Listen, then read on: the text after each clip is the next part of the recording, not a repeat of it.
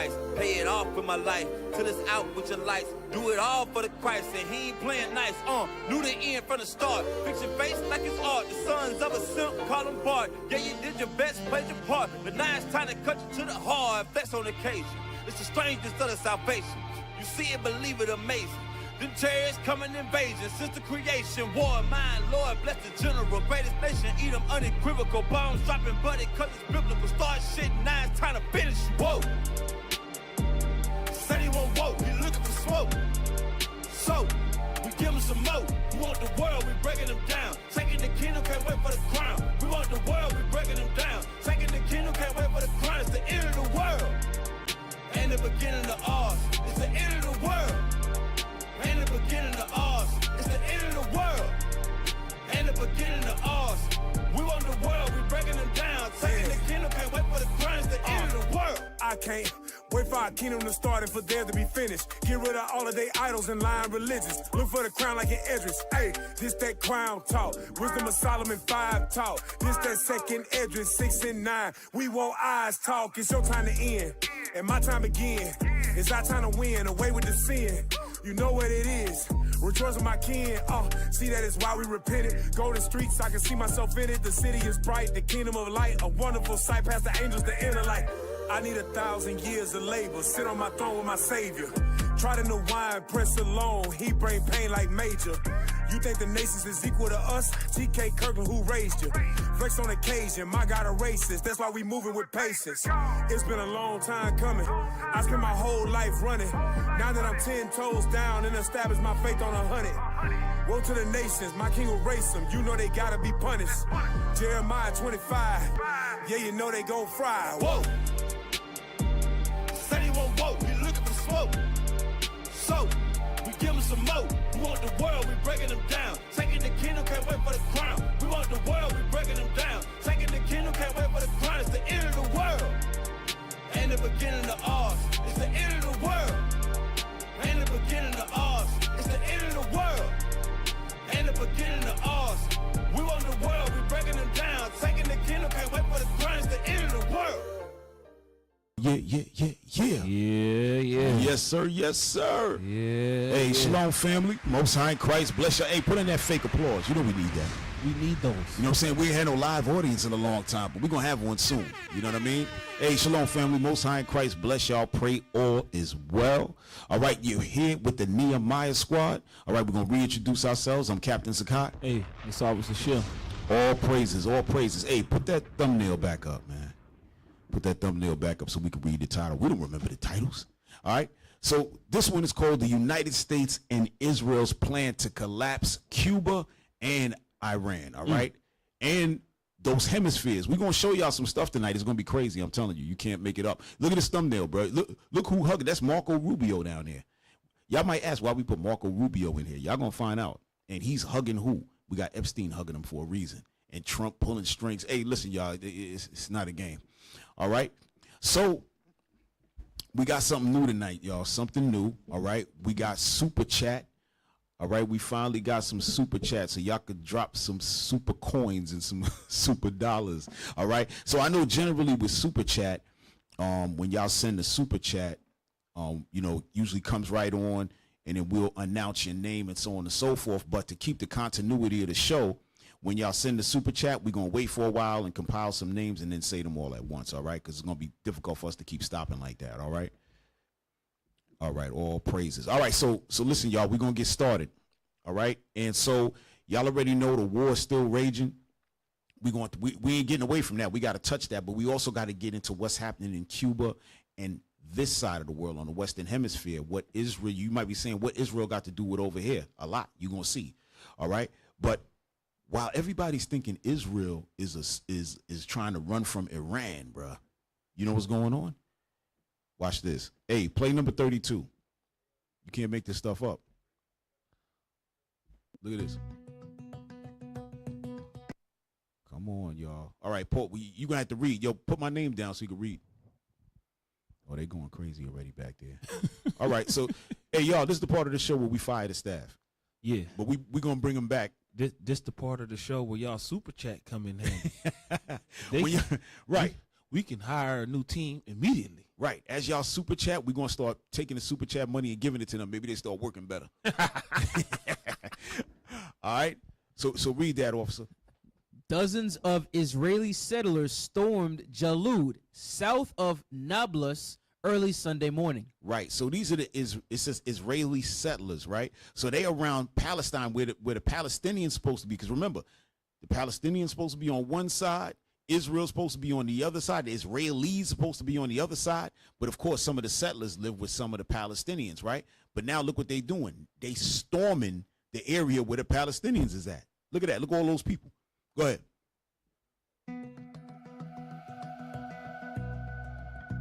Look at all those people running. These are all Israelis running through. Now y'all can keep playing.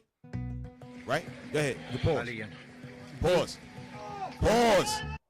Good God. Oh, come on, y'all. Go back.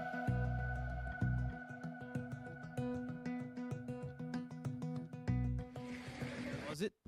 They torched homes and vehicles in areas across the occupied West Bank, wounding at least one Palestinian. Right, because all the Palestinians was running up out of there. Right? You see all these people running down the block and doing what? They're torching their homes, right? To get them out of there. Why? Because they want to take the property. Once they torch them homes, they're going to try to rebuild on them. This Amalek, this is what they doing.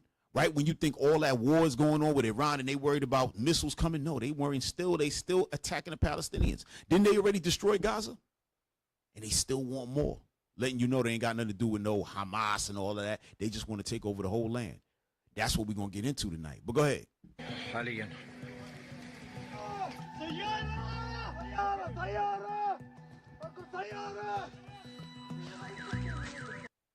The attacks, which took place during Eid al-Fitr celebrations, are the latest in a wave of settler violence. Right. Go ahead.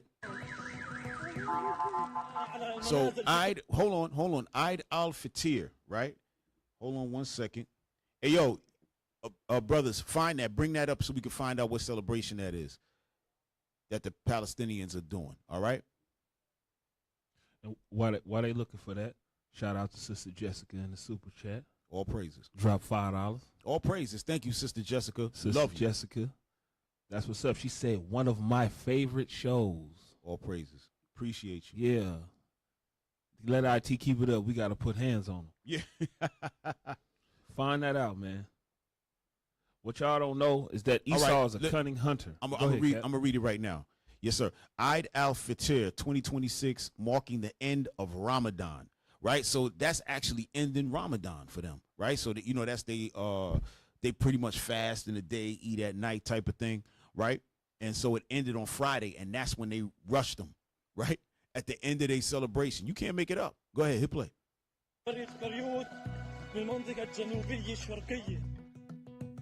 Pause. Go ahead. Over 1,000 Palestinians have been killed by Israeli troops and settlers in the occupied West Bank. Go ahead.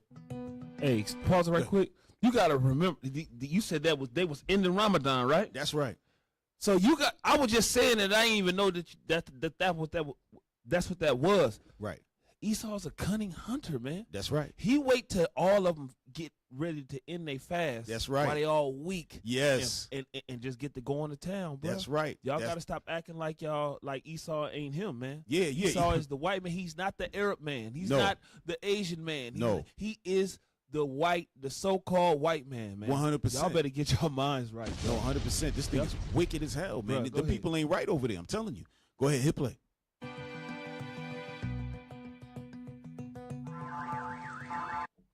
Since the genocidal war began in October 2023. Right, so since 2023 till now, 1,000 Palestinians in the West Bank have been killed due to Israeli settler violence. Go ahead. That's it on that, y'all. I just wanted to let y'all know that Israel is still at it.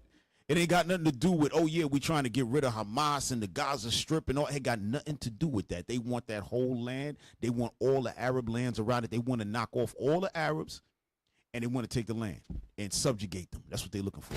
Man, bruh, I got to do it, bruh. Shout out to that $100, man. Hey, somebody throwing 100. Shout out to $100. Hey, who's that? Who? Sheen the Freeman. Sheen Freeman. Sheen Freeman. All right. Hey, all praises to the Lord. And I'm sorry, y'all. We're gonna wait some time and then announce all of y'all. All right. But all praises to the Father. We really appreciate that. I had to. No, no, for real. You did have to, because we're gonna take that 100 and we're about to break it up and give it to these guys so they can put up the videos on time. Now they back there smiling. Look at them. They all smiling. Look at that. Yo, these people That's are terrible, wild. man. All right. So check this out. All right, play video number 1. All right. So now, hold on before y'all play that. Right. So now, today, y'all know that the United States had threatened Iran and told them, hey, listen, if y'all don't do X, Y, within the next couple of weeks, give them 48 hours to comply with their wishes, that they was going to bomb their energy sources and all that. And Iran was like, yeah, whatever, come on, let's go. Right? So check this out now. Play number 1. As I announced earlier, based on preliminary conversations between the United States and Iran over the past 2 days, I've directed the Department of War to temporarily postpone planned strikes against major energy and electricity targets in Iran. My whole life has been a negotiation, but with Iran, we've been negotiating for a long time. And this time, they mean business. And it's only because of the great job that our military did is the reason they mean business. They want to settle, and we're going to get it pause done. for a second. So now Trump is saying that the United States military has done such a great job, meaning bombing them and knocking them off, that now that they scared, so they want to negotiate, right? And make a deal. Go ahead, hit play. I hope. But I would say there's a very good chance. And it began when I said that I won't be. We were planning tomorrow on shooting down some of their power plants, and we're going to hold that up. Hopefully we won't have to do it, and hopefully we can make a deal that's good for all of us. And so we're giving it 5 days, and then we're going to see where that takes us. And I would say at the end of this period, I think it could very well end up being a very good deal for everybody, as good as if we went all the way and just literally annihilated the place, which if we don't have to do that, that would be a good thing, not a bad thing. Wow. Cap, you see you see this? You got to love it. Go ahead. Bruh, that's crime right there, bro. Yeah. It's illegal to rob except when you the white man, bro. No, for real. It's crazy, bro. For real. My man, he said that, it would have been, this deal is going to be just as good as if we just annihilated the place. Let me tell y'all something. Esau wants to drop the bomb on Iran real bad. Hell yeah. They trying to figure out, damn, how come we not doing it? Because the Lord is not allowing it. They don't know why, but in their spirit, they're like, damn, we should just drop the bomb on them. Because think about it, y'all. If they drop the bomb on Iran, what is actually going to happen? What's going to happen? It's going to be a chain reaction. It's going to be a chain reaction. But in reality, in their minds, because they're not really spirit, I mean, they're the devil. But they're thinking, if we bomb them, what's really going to happen? But the Lord is holding that back. That's why they ain't doing it. But they want to do it. That's why he said that. Right? But watch this. Play video number 2. Now, remember, he said that they at the table trying to negotiate with him, right? But that ain't what the rest of the world is saying. And Iran was like, we don't know nothing about that. We don't know nothing about no negotiations, man. We are trying to understand exactly kind of what feels like contradictory statements from the White House, the U.S. versus what's coming out of Iran. Set the record straight. What do we know? Well, we know that U.S. President Donald Trump backed down from his earlier threat to strike Iran's energy sites if Strait of Hormuz is not reopened by the end of his 48-hour deadline, which he started on Saturday evening. So basically, in about pause for a second. Pause, y'all. So he wanted the Strait of Hormuz open back up. Open back up to who? The United States and the rest of the European countries. Because some of the other countries, they get to flow in and out of there, except for them. So he wants to be able to go back through, give him 48 hours. Go ahead.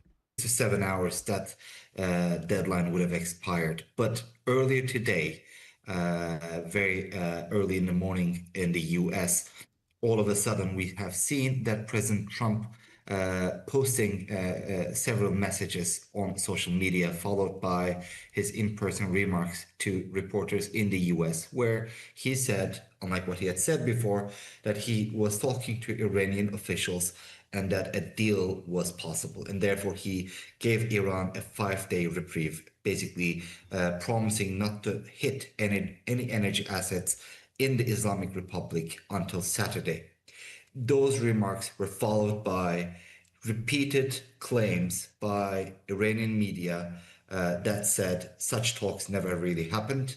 Iran, in fact, did not respond to U.S. requests for negotiations. Here, pause. And you heard that? Iran never responded to any of that. They never said, okay, you know what? Let's sit down. Let's talk. They never said nothing. They're like, we don't give a damn what you're talking about. Not at all. No, they're not. They ready for whatever. Remember what we played last week when the foreign minister said we're gonna fight this war until we make sure that nobody don't ever try this ever again. So you think they're gonna sit down with the people who stabbed them in the back the first time? They ain't got time for that. They're gonna know that America is serious when America take their people up out of there. That's what it looked like to me. You know what I'm saying? Or they want some more smoke where they could do some more damage. All right, we could drop that, y'all.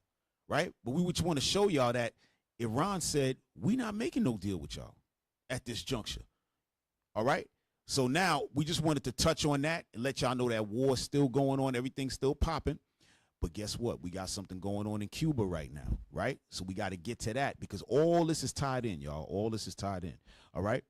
Now we're going to jump to number 3, play number 3, right? Y'all remember what happened in Venezuela. You had the 32 Cuban soldiers who were there as security staff for President Maduro. They all got knocked off, right? So we're going to start just showing that when they were brought back, their remains were brought back into Cuba. Hit 3. Go ahead. Read that. Pause that. Before you read, look at the size of the boxes, bro.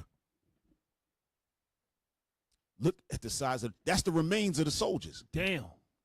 All right, blew them to bits. They probably hit them with lasers. We don't know what they did. They hit them with everything, bro. Yeah, they had to do something. How everybody came back in a little box. Could you imagine what happened? We never gonna find out. Again, this man is he's a warrior. That's how the Lord made him. Yes, he made him ruthless like that, bro. Yeah, he made him to war. He made him to take stuff, bro. Bro, we got to get that real quick. Yes, man. please. Y'all leave that picture up. I want y'all to leave that up while we bring out Genesis 27. Genesis 27. Oh yeah, get that. It's the book of Genesis, chapter 27 and verse 39. And Isaac his father answered and said unto him, Behold, thy dwelling shall be the fatness of the earth, and of the dew of heaven from above. Go ahead. And by thy sword shalt thou live. And by thy sword shalt thou live. That's why y'all trying to figure out, damn, how come nobody could be Esau? The Lord gave him that gift of war. It's a gift. It's a gift. That's how come the rest of the people can't. They always got to follow behind Esau to do something. They come up with the bomb. People say, okay, I'll come up with a bomb. They come up with some wild gun. Oh, yeah, we're going to come up with a wild gun. That's them. Read.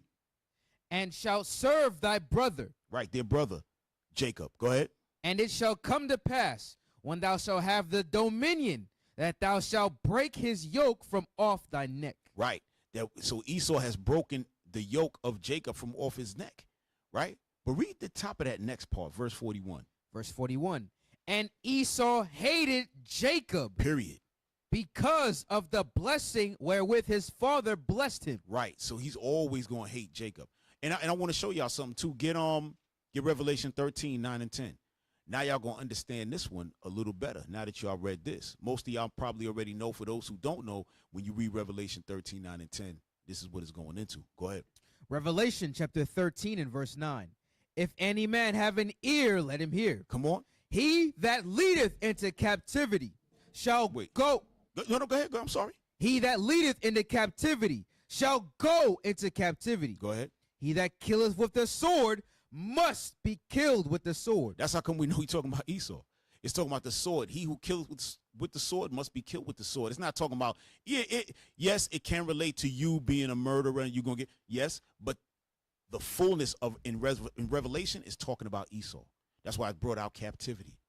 All right? Because he puts everyone in captivity. He's going to go into captivity in the end when you read in the book of Obadiah and all that. Captivity and then ultimate death. All right, let's keep it moving. You had something, officer, you want to bring out? I'm looking for it. All right. All right, we'll catch you. Go ahead. Go ahead. Read that thing, bro.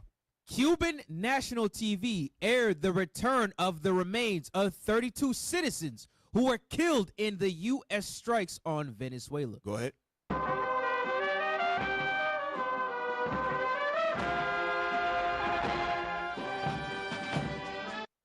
The deceased Cubans were part of the security detail of Nicolas Maduro, Venezuela's ousted president. Damn.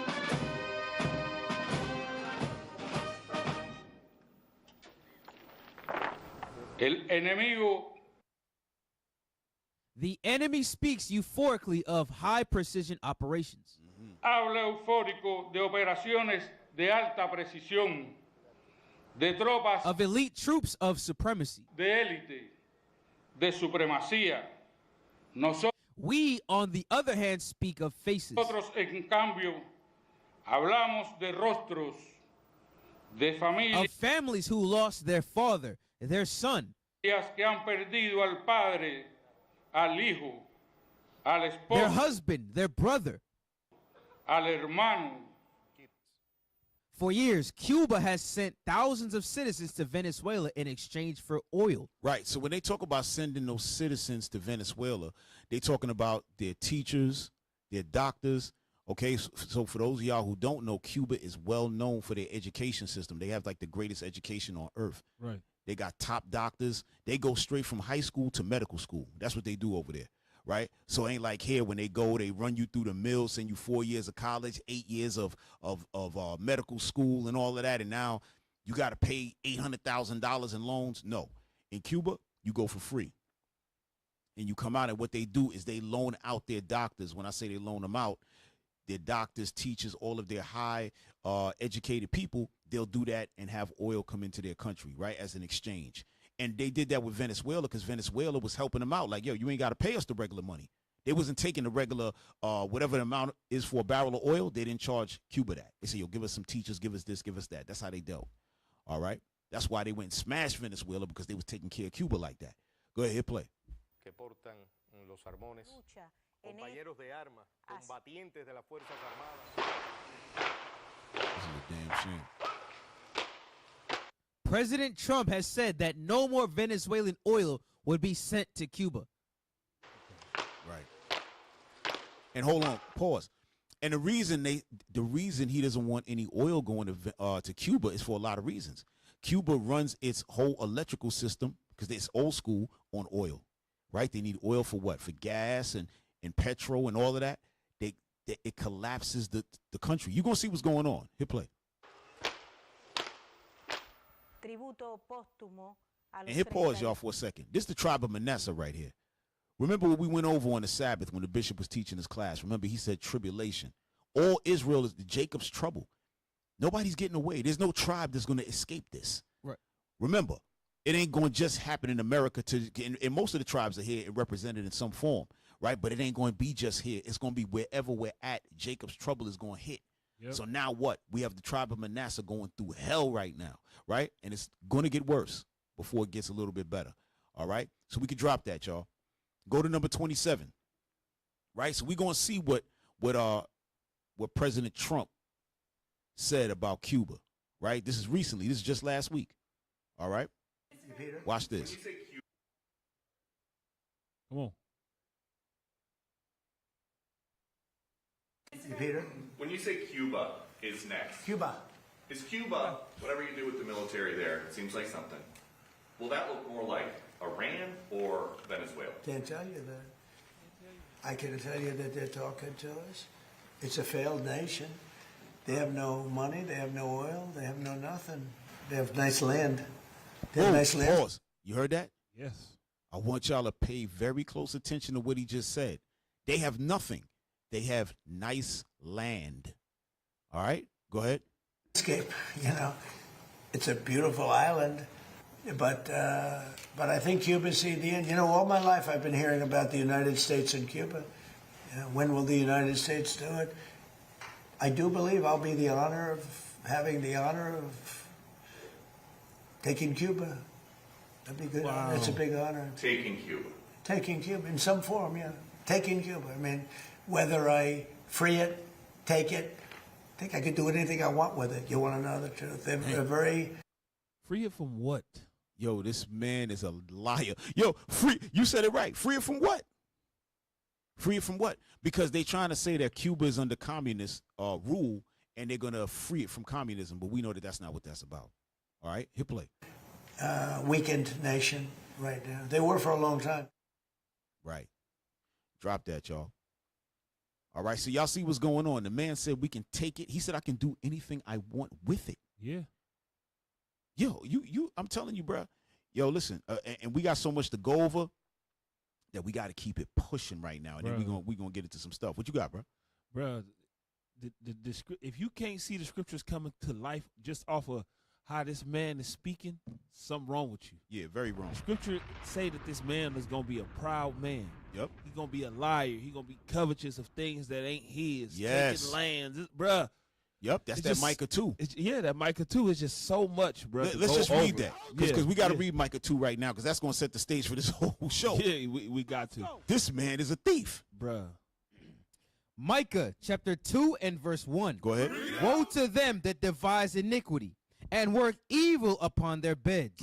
When the morning is light, they practice it. Right. Because it is in the power of their hand. Right. It's in the power. That's what he said. I can do whatever I want with it. He's not lying. He's not.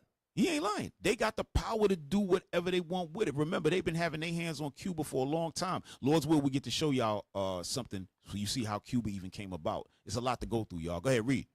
And they covet fields and take them by violence. Oh, so that's what you talking about right now. That's the scripture just said. What just happened here? He said, "I will take that. Yes, I will take it and free it." He talking about taking that thing by violence, bruh. He not gonna go over there. He's not about to go over there and just ask for everybody to hold hands and sing Kumbaya. No, because they know he's the devil. Do you see it? That they brought the soldiers' backs in those tiny boxes, bro? Yo, for real. It fit all in one vehicle. Yes. 32 people in one vehicle, letting you know that what? That's why the general, he said they boast about their technology. He didn't say these words, but basically their technological advancement with their weaponry. That's how they got them like that. They lasered them up. I'm telling you, they did something to them, y'all. 32. Very bad to them. Yeah, they put some precision, sick type of weaponry on them to prove a point, to break Cuba's spirit. That's what they're trying to do. And we're going to get into that in a second. Bring up video number 28. Just play that from the beginning, and then we're going to leap through it.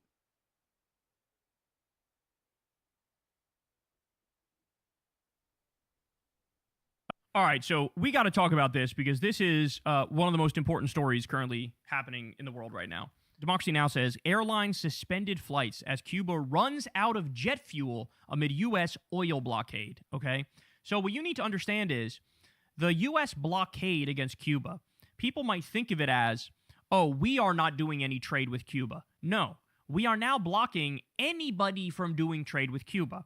We have totally isolated the island and made it so they can't get any goods. Go back a little bit, please. Right.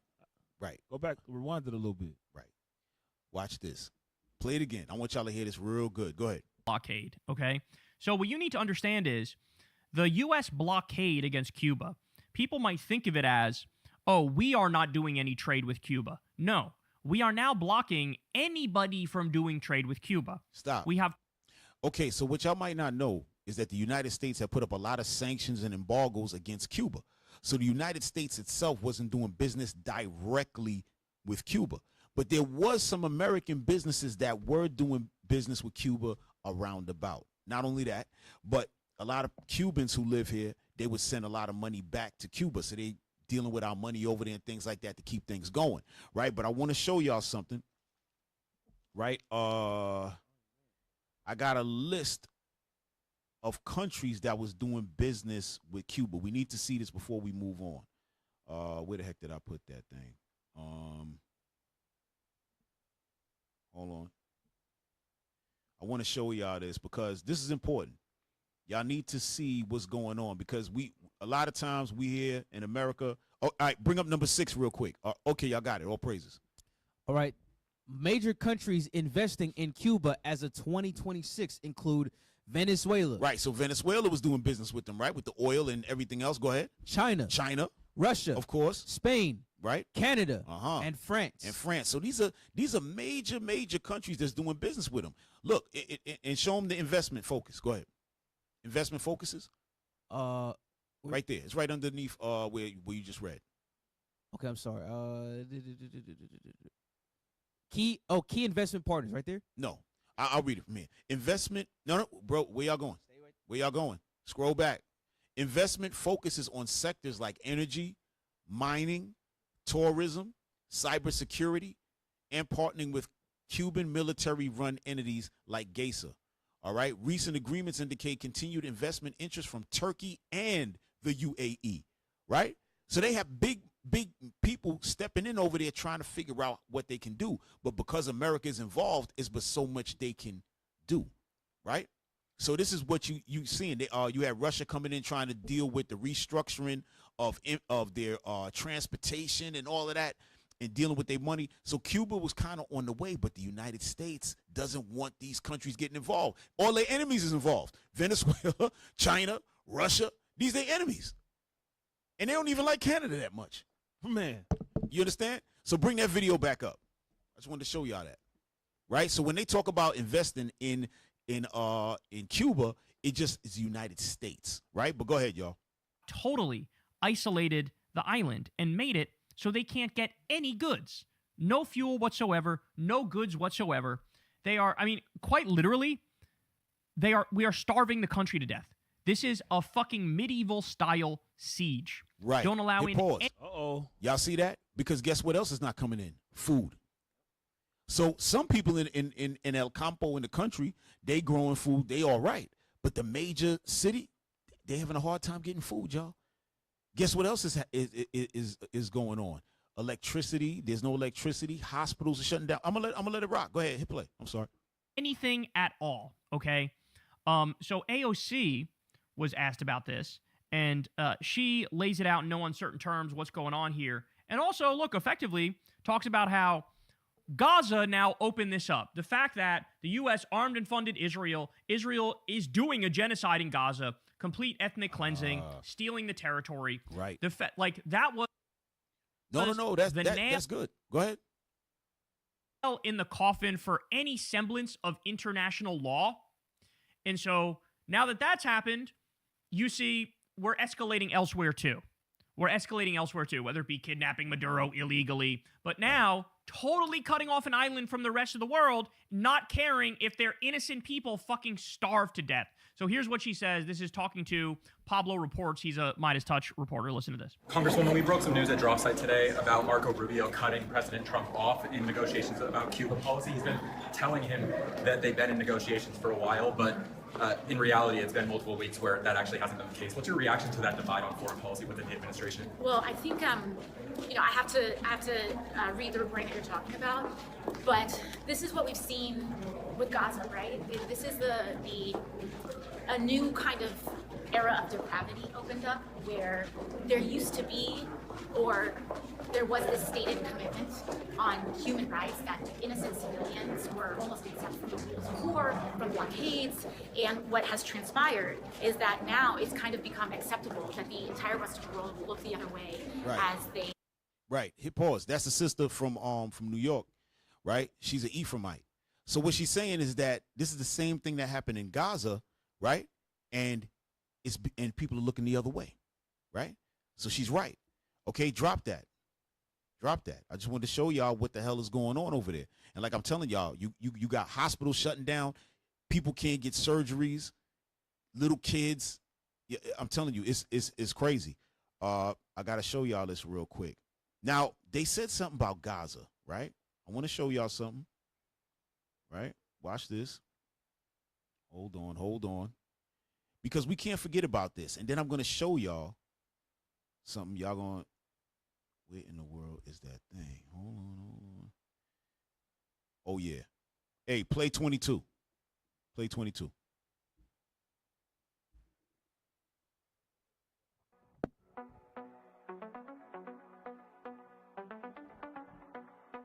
Right, so this is Donald Trump. Remember when they were hitting Gaza hard and they had this AI video come out, right? Go ahead, hit play.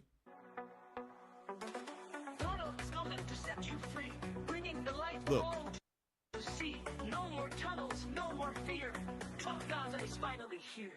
Trump Gaza shining bright, golden future, a brand new. See, look. No. He said that this was going to be the Riviera of the Middle East, right? They showed him, Netanyahu, Elon Musk eating at the beach. They showed some trannies in there, some transformers on there.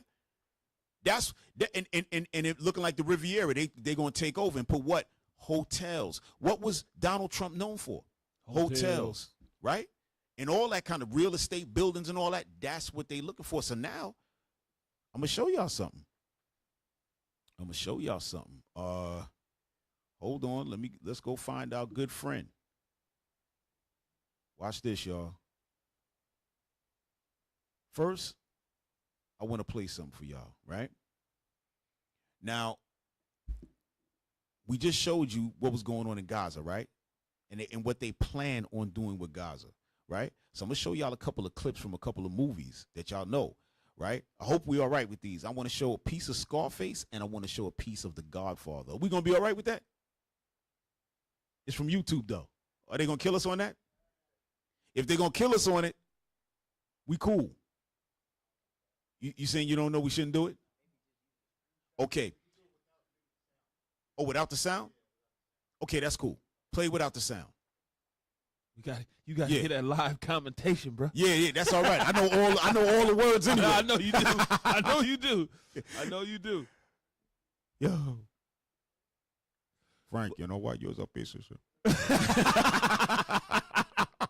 Hey, why they getting that though? Because you were saying something earlier about them putting up sanctions, right? The scripture even talk about that, them putting up sanctions on people. Give me Revelation. Yes, sir. 13 verse 16. Yes, sir. Revelation chapter 13 and verse 16. Yep. And he causeth all, both small and great, rich and poor, free and bond, to receive a mark in their right hand. The mark, sin and their policies. Come on. Or in their foreheads. Come on. And that no man might buy or sell. That no man may, if you don't have this mark and you ain't doing what they telling you to do, how they telling you to do it, you ain't gonna be able to buy and sell. That's how they did. That's how they had nobody to help Cuba, bro. That's right. Come all on. Praises. Save he that had the mark or the name of the beast. You see that? Or the number of his name. You see that? So they put sanctions up on countries for not following after their policies. That's why they are at Venezuela. They told nobody to help Cuba. Venezuela said, I ain't got, what do ye have to do with me? Right. No, real talk. And the number of that man is 666. Damn straight. For real. Hey, y'all got it? Yeah, go ahead. Y'all can play it. It's right around 40 seconds. If y'all want to scrub to that point, that's cool. Because I want to show y'all something, right? Right around 40 seconds. The guy in the white, I want y'all to see his medallion that's on his chain. It's very important. All right. You know what our answer is, Frank? It's a pig that don't fly straight. Yo, come on, man. I see this movie 1,000 times, man. All right. So I don't know. Can we do a close up on the guy in the white suit? Is that possible? Can we zoom in on that at all? I want y'all to see the medallion that he got on his chain, and I'm bringing this up for a reason. Oh my God, how they do that? I said zoom, not blacken. Yo, what in the world? Okay. See, if it can't be done, y'all let me know. Then I'm gonna have to. All right. Anyway, that guy right there. Now, if y'all never seen Scarface before, right? Can y'all do it or no? All right, y'all play with it, right? Pause. Yeah.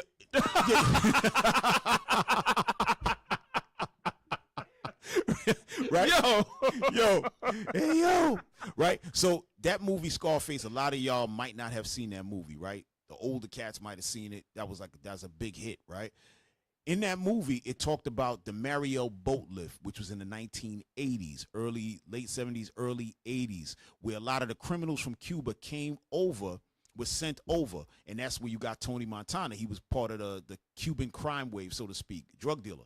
Now, the other guy that he's talking to, he's a drug dealer as well, but his family came over early, right? They were running from Castro's people. So he's Amalek, right? You can't see his emblem, but he has like the so-called Hebrew writing on the emblem. You can't see it. I wanted to show that. I probably should have snapshotted myself and just posted instead of bringing this up. But you can't see it good on this one, right? But he is Amalek, all right? Running from Cuba, right? His people ran from Cuba, and he came up here, became a drug dealer, so on and so forth. Why is this important? I'm going to show y'all in a little while, right? So remember, he's a Cuban, from Amalek, Cuban, from Cuba, in America, now in Florida, right? Now, go to the next one. Go to number 10. Now, number 10, that's the Godfather, right? So I don't think we really want to play the video. Brothers is nervous about it. In the Godfather, right, there's a scene in there, in Godfather Part 2, okay, where you had the boss, one of the bosses, his name was Hyman Roth. He was an Amalek, right? And he was the boss, and guess where they were? The whole scene took place in Cuba right around the time of Castro kicking out all of the Americans and shutting down all of the hotels, because that's what it was. Now, remember, we talking about Gaza Strip, right? The hotels they want to put in over there, which I think they're trying to get back to in Cuba. They trying to return it back to the days when the mob was there and had Cuba clicking. Cuba was basically an extension of America at that time. Right. Right? So now they want to bring back the tribe of Manasseh, just like they got the tribe of Ephraim as what? Like Puerto Rico was like what do they call it? Territory. They want to do that to Cuba, right?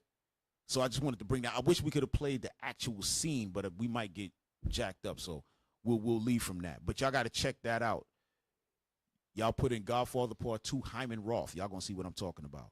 If y'all ever seen Godfather Part 2, y'all know what I'm talking about, right? So now I showed y'all all of that to show you this, right? We got to get to this part. Hold on. Matter of fact, hey, we got time to read the super chats? Yeah, Do you I have, got you. Oh, you got them? All right, all praises. I got you. We got Sheen Freeman. Shout out to Sheen Freeman. Shout out to Stacy Shepard. Okay. I think you got to say what they sent. Okay. Yeah. Sheen Freeman, he sent $200. Oh, all right. Hey, Sheen, thank you. All praise to the Lord. Go ahead. He want to see us get a new IT team. Appreciate you. Appreciate you, Sheen. Oh my God. Stacy Shepard, she sent $50. Right. All praises to the Lord. All praises. Selah Israel, $4.99. Okay, all praises. All praise to the Most High. All praise to the Most High. All right, thank y'all. Praises. Thank y'all. All right, so we're gonna get right back to it. Hey, hit number. We're gonna skip that. I'm gonna go right to number 12. So now, what is important? Oh, damn, I shouldn't. I want to play something real quick. This is important. Hey, see if I sent that video with when Trump was talking and Marco Rubio was in the room with him. Hold on. I hate when I do that. Okay, I think I might have not put it up there like a jerk. All right, y'all. I don't think I put it up there, right? So now, listen. Remember when Trump was talking about he was going to take over Cuba and all of that? Marco Rubio was in the room. Right. So Marco Rubio, he started to speak on it, right? There's a couple of clips that's showing Marco Rubio speaking on the situation, right? Why is Marco Rubio speaking on the situation, right? Because Marco Rubio is Cuban. His family came from Cuba during the same time when Castro was doing his thing, and his family ran. So he's part of that generation. Well, not part of that generation. He's much younger. But that man I showed y'all that was wearing a white suit, he's one of them, right? So now Marco Rubio wants to get back in the game. He wants to open it up. We're going to show y'all everything. We're going to show y'all what it is, all right? But first, let's take a look at Marco Rubio real quick. Let's take a look at his background. Yo, bring up number 12. You can't trust none of these people. He from the Epstein class, bro. MAGA has a major closeted gay male problem. It is busting at the seams, you guys. And started out? Yeah. She's saying that all the people down with Trump and that MAGA thing, they fruitcakes on the low. Man, they fruitcakes on the high. Yeah. Go ahead. Come on, read it. I mean, play it, bro. I think this is one of the reasons why they're acting so crazy. We all know Grindr exploded. after Charlie Kirk's funeral. Everybody's did up there he? praising Jesus and going out and doing gay stuff at night. Same thing at the RNC.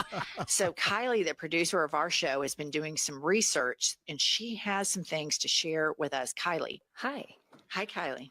Okay, so we've got a little slideshow. Okay. It's a few MAGA politicians and influencers who are anti-LGBTQIA+ that the internet report to be allegedly secretly gay. And today, the most important word is allegedly. So I did deep dives on 4 politicians on Reddit and on Twitter and went deep. And first, we're going to go with the Secretary of State. Wow. Marco Rubio. Really? So here's who Marco is. So now they focused in on Marco Rubio, right? Go ahead. Now Right, remember, he Marco looked- Rubio is against LGBTQ. He's against all the homosexual, you know what I mean, all the transforming. He's against it. But go ahead, hit play. Wants to undo gay marriage. He wants to end LGBTQ+ protections. He calls the gay marriage bill a stupid waste of time. On Reddit, I found this. Someone posts, you can't forget about Marco Rubio. He and a friend were arrested in the 90s for engaging in presumably illegal activities at Brickell Park after dark. All charges were eventually dropped. MAGA has a major closeted gay male problem. It is. Damn. Brickell Park after Right. dark. Yeah. Bro Yes. was at Brickell Park after dark. Yeah. Trading Yeah. a nickel for a pickle. Oh. Bruh, what's going on with Rubio, bruh? What's wrong with Rubio, bro? Yo, for real. This is crazy. Hey, bring up. Hey, shout out to Officer Phineas in Dallas. He snapshotted that thing from Scarface. Hey, I just put it in the online classes. Pull that picture up. Y'all gonna see what I'm talking about. Why y'all pulling it up? My bad, Stacy, bro. That's a dude, bro. Huh? It's not a woman. What? Stacy Shepard. Oh, it's not a woman. That's a brother. Excuse Okay, me, man. okay. Excuse me. You gotta accept my apology. Y'all got that? Bring that up real quick. This is important. Right. Y'all see that? So that's the Hebrew. I forgot even what that means. I forgot what that means, but he is showing that he's Amalek, right? They made sure to put that in the movie. That's what I'm saying. They showed him, and in The Godfather, they showed Hyman Roth, right, who was over there dealing with the Italian mafia, and they had their hotels, casinos, and all that stuff set up. And again, this is going to be important as we moving through, right? Okay, we just rock. Go to number 13, play a little bit of that, and then we're going to jump.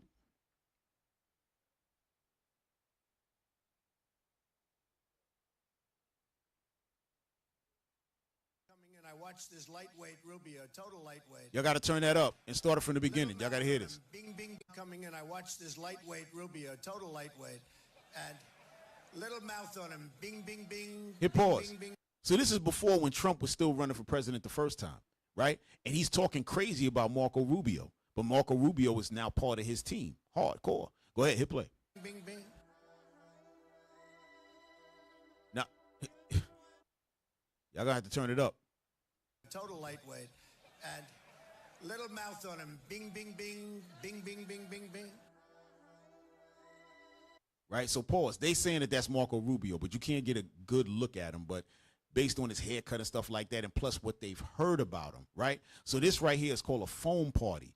So all of the, all the transformers will go up in there. They start pumping foam into the club, and then they all in there playing footsie. What you said, a nickel for a pickle? Yo, terrible. But that's what they was doing, right? So now jump to 2 minutes and 35 seconds. You're going to read something right here. So that's a nightclub. Yes. Damn. Right? Okay. Get us out the way and read that thing. After graduating from the University of Florida, Rubio attended the University of Miami Law School. In 1995, Rubio claims he met his wife, Miami Dolphins cheerleader Jeanette Deuce Debbie's, at a foam party in South Beach. So he said he met his wife at a foam party. Okay? Go ahead. There is one thing wrong with Rubio's story. Foam parties in South Beach were almost exclusively gay. Have you ever been swallowed? Damn. Yo, What's going on, bro? Go ahead. Events held at gay clubs like Warsaw Ballroom and Amnesia.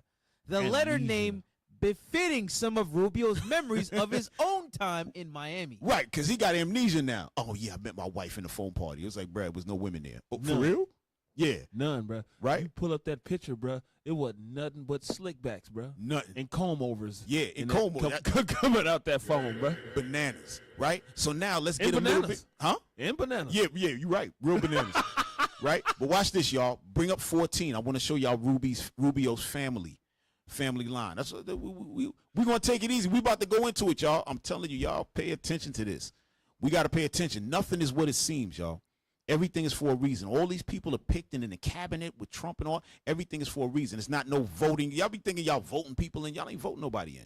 They being chosen and they being selected to do certain things. All right? Go ahead. 14, y'all. 14. All right. Read that. All right. Marco Rubio family, Jewish, from Cuba. Marco Rubio is a U.S.-born citizen, Miami 1971, of Cuban descent, not Jewish. It says not Jewish, right?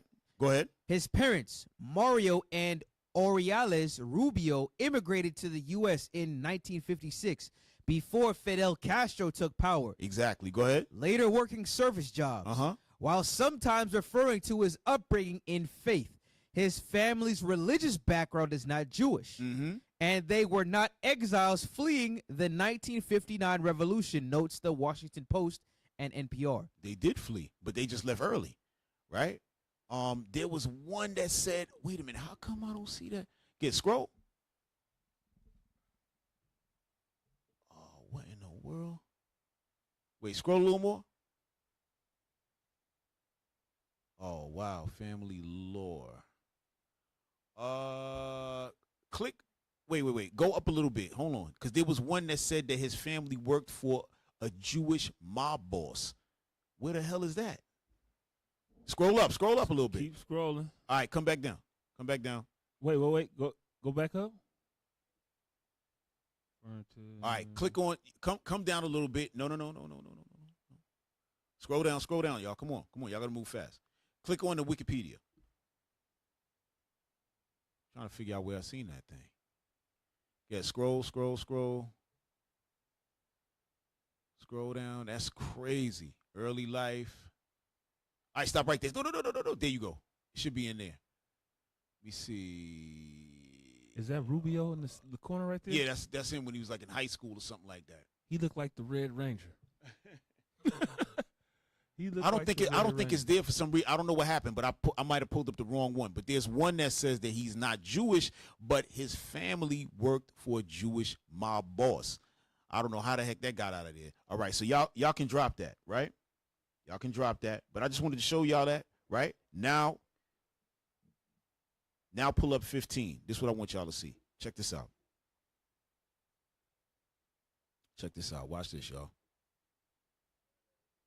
This is all about Cuba now. They got Marco Rubio. He's leading the charge in this thing, y'all. Although y'all see Trump and he's talking about what he's going to do, it's Marco Rubio. You're going to be shocked at what they said about Marco Rubio in a second. Not in this article. 15, y'all. Y'all got it? Come on.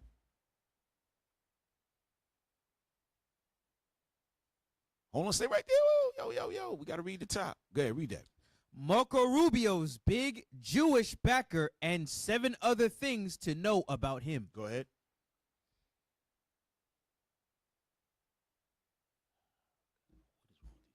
You want this one right here, Cap? No, I want them to scroll. Get her off of the screen, my friend. Keep scrolling, y'all. Wait, hold on. Scroll up. Okay, go where it says number 1. Okay, that is number 1. Okay, humble beginnings. All right, scroll. I'm sorry, y'all. Scroll. Y'all had it real small. I couldn't see it. Scroll, y'all. Scroll. Right there. Rubio's biggest patron is a past president of the Miami Jewish Federation. Read that. Rubio's biggest patron is a past president of the Miami Jewish Federation. Billionaire auto dealership magnate Norman Bramman, a past president of the Greater Miami Jewish Federation, isn't just the single largest backer of Rubio's presidential campaign. Bramman also helped finance the young senator's legislative agenda, employed Rubio as a lawyer, hired Rubio's wife, a former Miami Dolphins cheerleader, as a philanthropic advisor. Right, hold on. She's a philanthropic advisor. She was a cheerleader not too long ago, right? But this guy sees fit to do what? To hire this guy and his wife, getting them some bread, right? Putting them in position. Go ahead, read.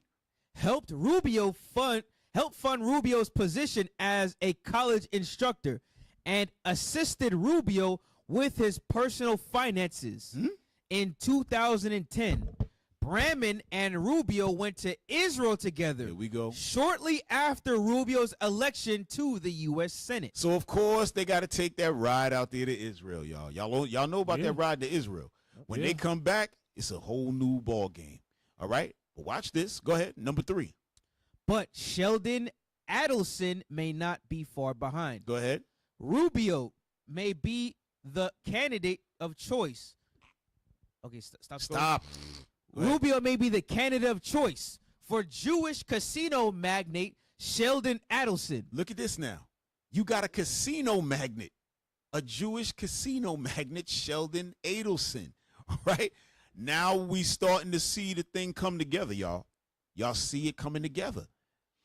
They want to get back to what it was before. Go ahead. Get me out the way, y'all. Go ahead, read. Who spent between $100 million and $150 million of his estimated $32 billion fortune backing Republicans in the 2012 presidential campaign. Sources close to Adelson told Politico in April that the billionaire likes the Florida senator's strong stance on defense, including his stringent support for Israel.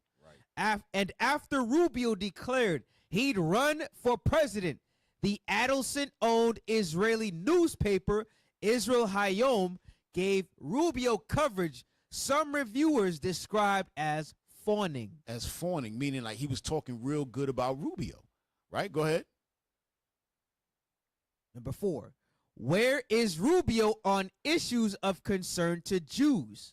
On domestic issues, Rubio wants to repeal Obamacare, opposes abortion, and has waffled on immigration reform. The reason he's waffled on immigration reform is because his parents is immigrants, right?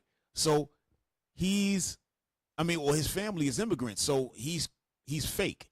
Because he know MAGA is against immigration, bringing people in, but yet his family came in, so he's waffling. That's what they're talking about. Go ahead. First, as a member of the so-called Gang of Eight, Rubio championed a comprehensive immigration reform bill that would have opened a path to citizenship for some undocumented immigrants. But he backed away from the strategy once the bill failed and instead suggested a more piecemeal approach, focusing first on border enforcement. Right. Go ahead. On foreign policy, Rubio is a vocal Israel backer. That's what it is. He's a vocal Israel backer, right? Why? Because they took him to Israel, right? And told him what it was. We're going to get you right. Just roll with us. Go ahead. Opposed the Iran nuclear deal and wants stepped up Iran sanctions and favors a permanent U.S. presence in Iraq to fight the Islamic State. Right. All right. So, okay, watch this. Read this next part. Watch this. Rubio also opposes the Obama administration's normalization of ties with Cuba. Right. He didn't want those ties with Cuba because after a while, the United States started to soften their stance on Cuba, right? So now things would get into a better space. He didn't like that because he needs the turmoil that it is now so they can go in and take over. That's the point, right? Y'all gonna see. Go ahead, scroll. What the? Number 5. No, we don't want that. Okay. Rubio 6. Look, Rubio says, I'm going to just read that real quick, Brendan. We're going to move on. Rubio says Israel should get unconditional U.S. support. You see that? Unconditional. That means that it don't matter what Israel does, right? Genocide in Gaza, whatever, we with you. This is what he wants. Why? Because he's going to get something out of it, y'all. Scroll. Scroll. Okay, watch this, y'all. Watch this. Go ahead. Number 8. Rubio went to bat for justice for Alberto Nisman after the mysterious killing in January of Argentine. Prosecutor Alberto Nisman, who was investigating the 1994 terrorist attack on the AMIA Jewish Community Center in Buenos Aires, Rubio called on Secretary of State John Kerry to establish an independent international probe into Nisman's death. Right. Why? Why is he worried about this guy Nisman, who's Amalek, who's Jewish, in Argentina? Why would he do that? Well, now we're going to show y'all, right? Go to number 16, y'all, right? Go to number 16. Israel is trying to basically take over Argentina, y'all. You can't make this up. I wish I was making it up. You can't make it up. They're in there, heavy, right? That's why they're working on all that. Y'all gonna see what it is. Go to 16. Play 16, y'all. After World War II, Argentina became a mysterious refuge for fleeing Nazi officials. Hold on, hit pause. So now any of y'all know that a lot of the Nazis after World War II, they fled into Argentina, right? Go ahead. Secret networks. Many high-ranking Nazis, including Adolf Eichmann and Josef Mengele, escaped Europe and found shelter in Argentina, blending into the local population. Some historians believe that President Juan Perón, fascinated by Germany's military tactics, secretly allowed their arrival. Eichmann lived undetected in Buenos Aires until Israeli agents kidnapped him in 1960, bringing him to trial in Israel. The full extent of Argentina's Nazi connections remains one of history's most intriguing mysteries. It's not no intriguing mystery. They was all down together, right? Those Nazis were part of an American type of thing. You know what I'm saying? You got to go back and check. United States was funding them, right? You had Ford. Y'all know the Ford Motor Company, Henry Ford.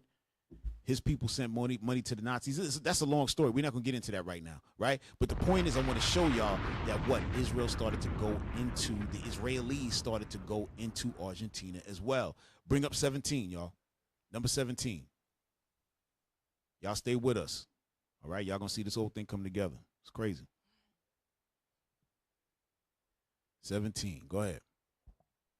Did you know that Zionists considered creating a colony in the South American country of Argentina? In 1896, in his book, The Jewish State, Theodor Herzl, the founding father of Zionism, considered two territories to create a colony for Jews experiencing discrimination across Europe, Palestine and Argentina. Stop. Palestine and Argentina. Why? Why would you want to do that? Why would you need two? Before we go anywhere, all right? Leave it right there, right? Let's get Ezekiel 35. Oh, yeah, that's beautiful. Ezekiel 35 and 10, y'all. All right? This is what we're looking at, right? This is what we're looking at. Go ahead. Ezekiel chapter 35, verse 10. Because thou hast said. You know what? Read 9. Verse 9. I will make thee perpetual desolations. Right. The Lord said, I'm going to make you a perpetual desolation. Right. When you read from verse 1, it's talking about who? Mount Seir, Esau, the so-called white man. That's what it's talking about. Right. And what? The least of the flock, which is Amalek. They all involved in this. Right. Go ahead. I will make thee perpetual desolations, and thy cities shall not return. And ye shall know that I am the Lord. Why is the Lord going to do this to them? Read 10. Because thou hast said, these two nations. These two nations. What two nations? The nation of Judah, the nation of Israel. Right. Right? That what? And go ahead. And these two countries shall be mine. Right. Talking about Israel, where it's at now, and what? The Americas. Y'all got to understand that during this time, you had the northern kingdom and everything was over here on this side of the world, in the Western Hemisphere. They were coming to conquer this, and they want that side as well. Because that's how the Lord set it up for us. In order for them to what? Hey, get that scripture about establishing the vision. In order for them to establish the vision, they got to go all the way, because the Lord had set up the land of Canaan, which is now called Israel, and the surrounding areas for who? The Israelites, right? So Judah was on that side of the world. Northern Kingdom came over to this side of the world and had it on smash. They know that. That's what they're trying to do. When they're saying, oh, we wanted one in Palestine and then one in Argentina. What Argentina got to do with it? But you're going to see why they chose Argentina. Why they didn't choose some other place. What is the reason? All right, go ahead. The one in Daniel, right? Daniel. Yeah. Yes. Daniel chapter 11 and verse 14. Go ahead. And in those times there shall many stand up against the king of the south. Also the robbers of thy people. Right, the robbers of thy people. That's them, Amalek. Go ahead. Shall exalt themselves to establish the vision. Right. They exalted themselves. No, we are the real Jews. We are the Israel. They're trying to establish the vision so that you, not with ignorance, not understanding the scriptures nor what you're looking at, that you're going to believe that they're the real people. Right? To establish the vision, but what? But they shall fall. But they will 100% fall. They have to. Hell yeah. They have to. That's what it's telling you in Ezekiel 35 and 10 as well. All right? Hit play. Said that public opinion would select one of these options and that Zionists would take what is given to them. Herzl described Argentina as one of the most fertile countries in the world and said that the authorities would derive considerable profits from the cession of a portion of its territory. Stop. You see what it said? It said that it will have most damn, I forgot the terminology. Basically, it's the most fruitful area. Fertile, thank you. Fertile area. They went and peeped it out. Oh man, we got this fertile. It's and there's other stuff there too. They're just not showing up over there just to be there. Right. No, they don't do stuff like that. No. Go ahead, hit play. In the following years, the Zionist movement also considered other territories, such as Sinai in Egypt, Cyprus Island, and today's Kenya, to establish a state. But in the meantime, settlers continued to enter Argentina. Hundreds arrived in 1889 with the help of the Jewish Colonization Association. They bought land and found the Jewish Colonization Association. They're just telling you they part of Esau. They colonizers. That's what association. Right. They telling you what they are, y'all. Colonizing association. Exactly. It's crazy. Yo, it's insane. It's crazy. And they're comfortable with it. Hit play. Moiseville, some 600 kilometers from the capital, Buenos Aires. At its peak in the 1940s, the colony was composed of about 5,000 Zionist settlers. But following the Nakba in 1948, many relocated and occupied Palestine. Right. Pause. So when Israel got established, right, when they took over Palestine, then a lot of them left from Argentina and went to Palestine. Right? Go ahead. Founded a settlement near Gaza's fence. Today, less than 140 descendants of Zionist settlers live in Moiseville, in the Argentine province of Santa Fe. All right, that's it. That's it on that. But go ahead. They didn't just show up over there. They knew it was something over there. They know. 100%. That's why, go back to Genesis right quick. Yeah. And read chapter 25 and verse 27. Y'all think they just showed up just to show up. No, they don't. Esau don't move like that. No. Genesis chapter 27. Genesis chapter 25 and verse 27. Uh-huh. And the boys grew. Talking about Jacob and Esau, us and them. And Esau was a cunning hunter. He was a very smart hunter. A man of the field. And he was a man of the what? A man of the field. He was a man of the field. But who else fit this? Nobody, bro. This is Esau at its finest. He was a cunning hunter, and he was made to war, bro. He ain't going over there for no reason. The dude is smart, man. The scriptures say he would be wiser than Daniel. Right. Meaning that he was going to be able to outthink everybody, bro, especially when it came to war. Everything is about war when it comes to this man. They got a colonizing association. Yo. Y'all better stop playing, bro. No, you can't make it up. And y'all got to pay attention to these scriptures. And we, like the scriptures say, we watch and pray, right? And again, what Bishop was bringing out, again, I'm referring back to that class because it was poignant things being brought out. What? The tribulation, right? You have Jacob's trouble. Right.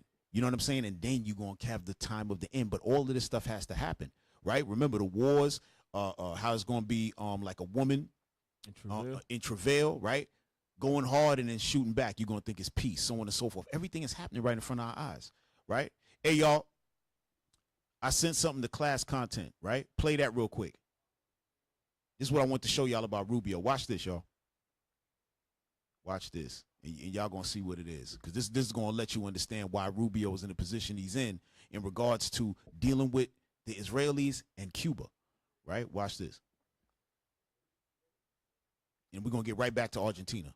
This is important. Y'all got that?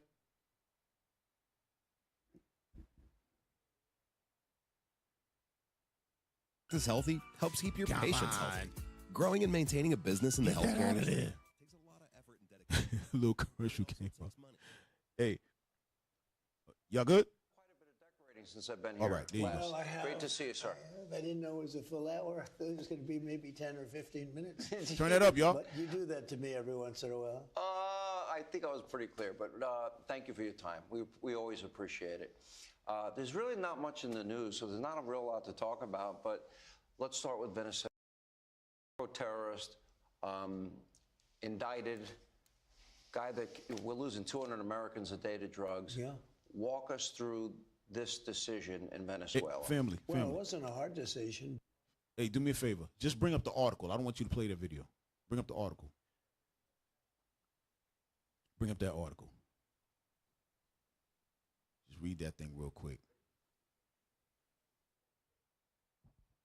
Trump responds to post suggesting Rubio as president of Cuba. Sounds good to me. Right. So somebody posted up that Rubio was going to be the new president of Cuba. Go ahead. President Trump reacted to a social media post joking about Secretary of State Marco Rubio becoming the president of Cuba, replying, "Sounds good to me." Trump posted the response Sunday on his Truth Social account after a user wrote, "Marco Rubio will be president of Cuba." Right. I wanted y'all to see that, but don't think that's a joke.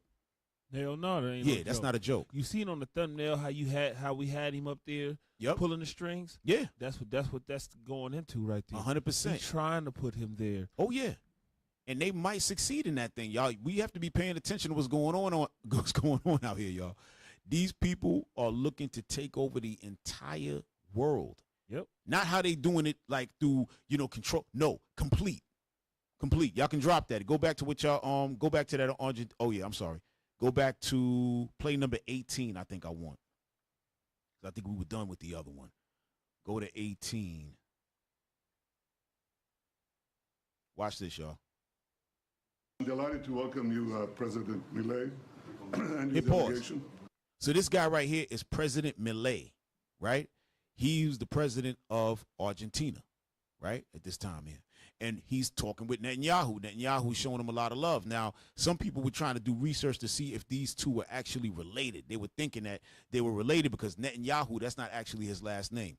His last name sounds kind of similar to Milei, but it's not that. They're not really related, but if you see them kind of close and smiling, you'd be like, damn, they kind of look alike. But hit play. To Israel, you're a great friend of the Jewish state. Turn that up. Go ahead.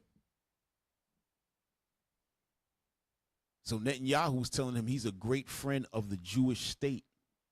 All right? That's the point of that. Now y'all seeing how they starting to move and shake and get further into Argentina for a reason, right? Go to 19.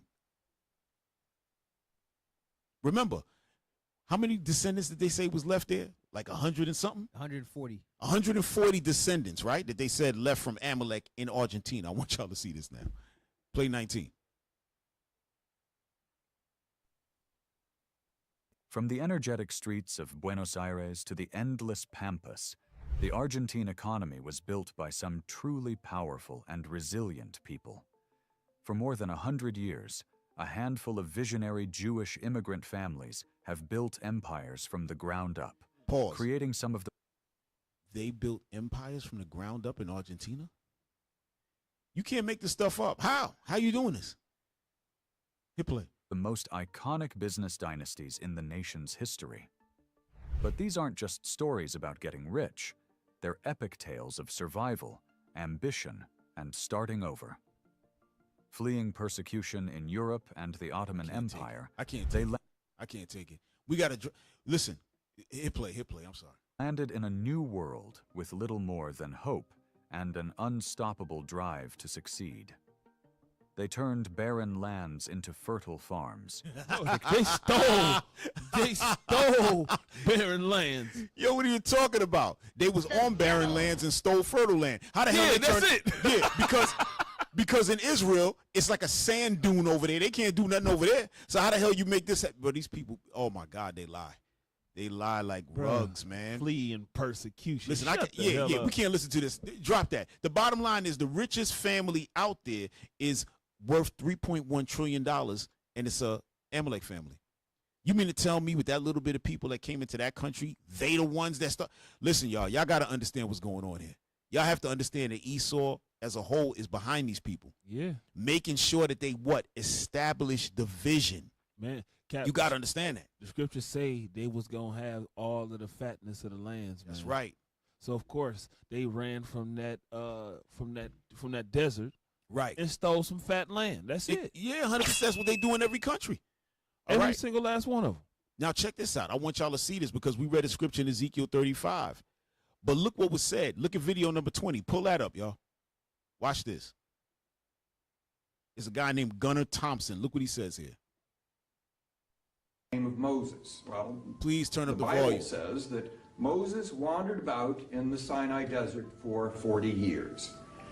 The big problem was that the tribes of Israel were also following around behind Moses, and that means everybody was lost for about 40 years. Well, the Sinai desert just is not all that big. If you've got a good supply of water and a decent camel, you should be able to cross it in about a month.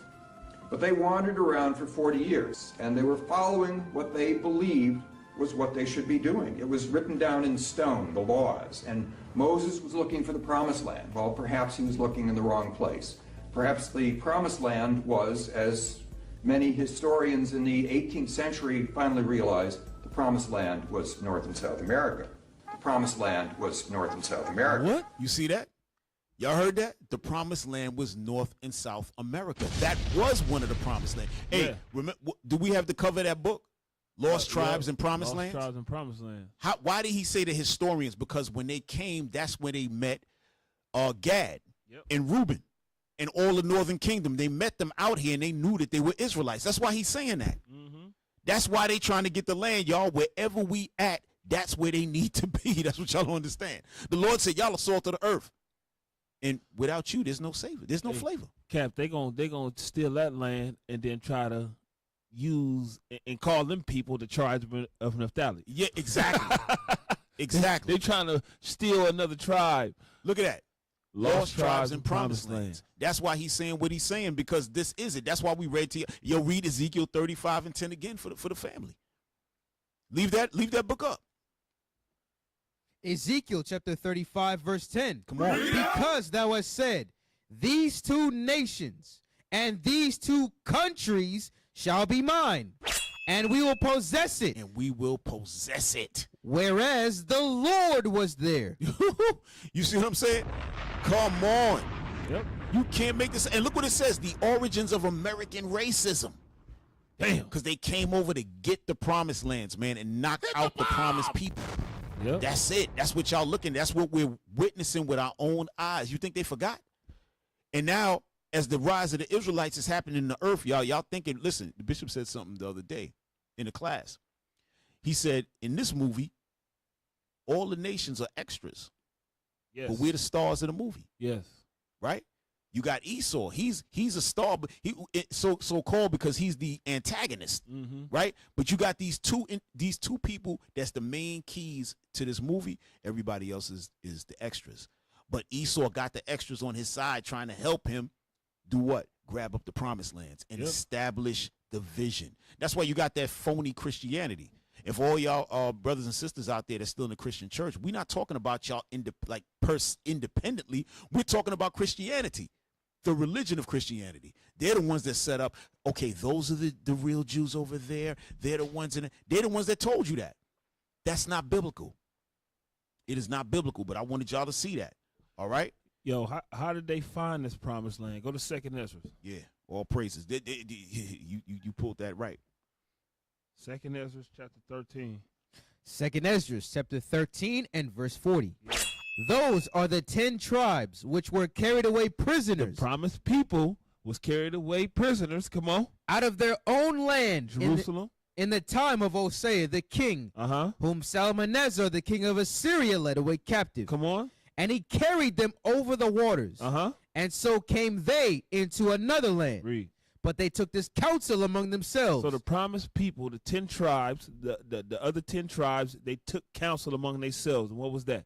That they would leave the multitude of the heathen and go forth into a further country. Into a what? A further country. Come on. Where never mankind dwelt. They said they would go into a further country where never mankind dwelt. They came west. Go ahead. That they might there keep their statutes. That they might do what in this land? Keep their statutes. Come on. Which they never kept in their own land. Read. And they entered into Euphrates. They entered into the Euphrates. By the narrow passages of the river. For the Most High then showed signs for them. And held still the flood. He held still the ocean, the waves, from them being tossed to and fro. Come on. Till they were passed over. Until they passed over it. For through that country there was a great way to go, namely of a year and a half. Come on. And the same region is called Arsaret. And the same reason is called what? Arsaret. IT, show them what Arsaret is. That's right. Show them what Arsaret is. Y'all should have been already on it. There we go. Read all that. Right, this is Arsaret. Arsaret out of the Jewish Encyclopedia. The name of the land beyond the great river, far away from the habitation of man. Come on. In which the 10 tribes of Israel will dwell. Where the promised people will dwell. That's right. Where they would get this promised land. This land was promised to them because the Lord told them that they was going to travel through the Euphrates and end up here. That's right. Arsaret. Where's Arsaret? Observing the laws of Moses until the time of the restoration. Until the time of Christ come on. According to 4th Ezra 13:45. What we just read. Columbus identified America. Well, he identified what? America. With this land. Why does it keep on blacking out like that? I don't know. Yeah. So there you go. Right? Columbus identified America with this Arsaret. Right? But there was something important in there. Remember, it said that we will be following the laws of Moses, right? Yes. If y'all paid attention when they went to Argentina, you know what they named their place? Mosesville. Yep. Right? You think these people ain't paying attention? Remember, that's their encyclopedia. Right. That's their They know that the 10 tribes is there. Family, come on, y'all. Come on, y'all. Y'all got to see this thing, man. Y'all want whoever ain't. Listen, we not telling everybody to come join us, but y'all might as well come join us. You know what I'm saying? Yeah. Y'all might as well come join us because this way we hold each other accountable. We can help y'all get right. But the point is, if y'all not coming into the building, y'all need to pay attention to Israel United in Christ, man. Because we showing y'all along the way, right? We showing y'all the steps and how this thing is unfolding. Not because we're a little special. But the fact is that the Lord allowed us to see this thing in the scriptures. That's our point, right? We're going to bring it to you scripturally, all right? All praise to the Lord. Deuteronomy 33 about Naphtali? Yeah. Bring that out. That's excellent. Go ahead. This is Deuteronomy chapter 33 and verse 23. And of Naphtali he said, O Naphtali, satisfied with favor and full with the blessing of the Lord. Hold on. Let him put that up on the screen. Hey, make sure y'all got them scriptures on the screen, man. The people need to see it. Deuteronomy 33 verse 23. Come on. I'll read it again. And of Naphtali he said, O Naphtali, satisfied with favor and full with the blessings of the Lord. Right. Possess thou the west and the south. Damn. Possess now the west and the south, right? The western hemisphere, the southern part of what? Americas. Right. Right? We just gonna leave it there for y'all. You know, y'all do what y'all got to do with that. You know what I'm saying? Y'all hold on to that. Scriptures, man. Juggle that, man. All praises to the Lord, man. Hey, bring up number 30. Chew the cud on that. Yeah. We just read in 2nd Ezra that they would come to this side. Yep. And it would, and it was named Arthurus. That's right. And it was in Columbus identified the Americas with that land. North, Central, and South America is That's right. Arthurus, man. Yeah. The whole thing, y'all. Not just North America, but just like Officer said, South America as well. All right? Bring up number 30. Right? So now, guess what? They're not stopping in Argentina. The United States is on a mission. Remember the Don Rowe doctrine, right? That everything in this hemisphere now belongs to Esau. You can't make this up, and they not playing. Look at this. And y'all ain't hear about this. Nobody heard about this. Trust me. Go ahead. Have that volume up and hit play. On March 2nd, 2026, the head of the U.S. Southern Command, General Francis Donovan, flew into Quito to personally meet with Ecuador's President Daniel Noboa, and just 24 hours later, U.S. Special Forces launched ground operations inside Ecuador. Helicopters. Hit pause. So, on March the 2nd, while we looking over, at all the war going on, right? The United States ran down into Ecuador, right? They were talking to who? The President Noboa down there, right? In Ecuador. Remember that name, President Noboa. Go ahead. Took off at night, and Ecuadorian commandos raided drug facilities across multiple provinces. Facilities operated by what the US government now calls designated terrorist organizations. A classification that changes the rules. Pause it. So now they're calling it a designated terrorist operation in Ecuador. Right? Watch this. Hit play. They have to abide by, which is important because this means that this wasn't a one-off mission. US officials briefed on the campaign said it was the first of what is expected to be a much larger series of raids. This explains why just a week later, the FBI opened their first office in Ecuador. Now the FBI opens an office in Ecuador. I thought the FBI was an American institution. It is. But now they in Ecuador, right? Doing what? Supposedly fighting against drug dealers. Y'all gonna see what's going on. Hit play. Is quite interesting because just 4 months earlier, in November 2025, Ecuador held a national referendum asking its citizens whether they wanted to allow foreign military bases back on their soil, where 60% voted no. So the people of Ecuador did not want the United States or any other military there at all. And they voted on it, 60% of them. And guess what? The United States is there. With the FBI. Go ahead, hit play. I guess that naturally should bring up the question, back on their soil? Other countries have had bases on their soil and then left? Yes, and this is where it gets interesting. From 1999 to 2009, the United States operated a military base at Eloy Alfaro Air Base in Manta, on Ecuador's Pacific coast. Up to 475 American military personnel performed roughly 100 counter-narcotic surveillance missions per month from that base, contributing to the seizure of 1,800 metric tons of narcotics valued at approximately $36 billion US. All right, pause. What do you think they did with that coke and that money when they seized it? Put it back out there. Right.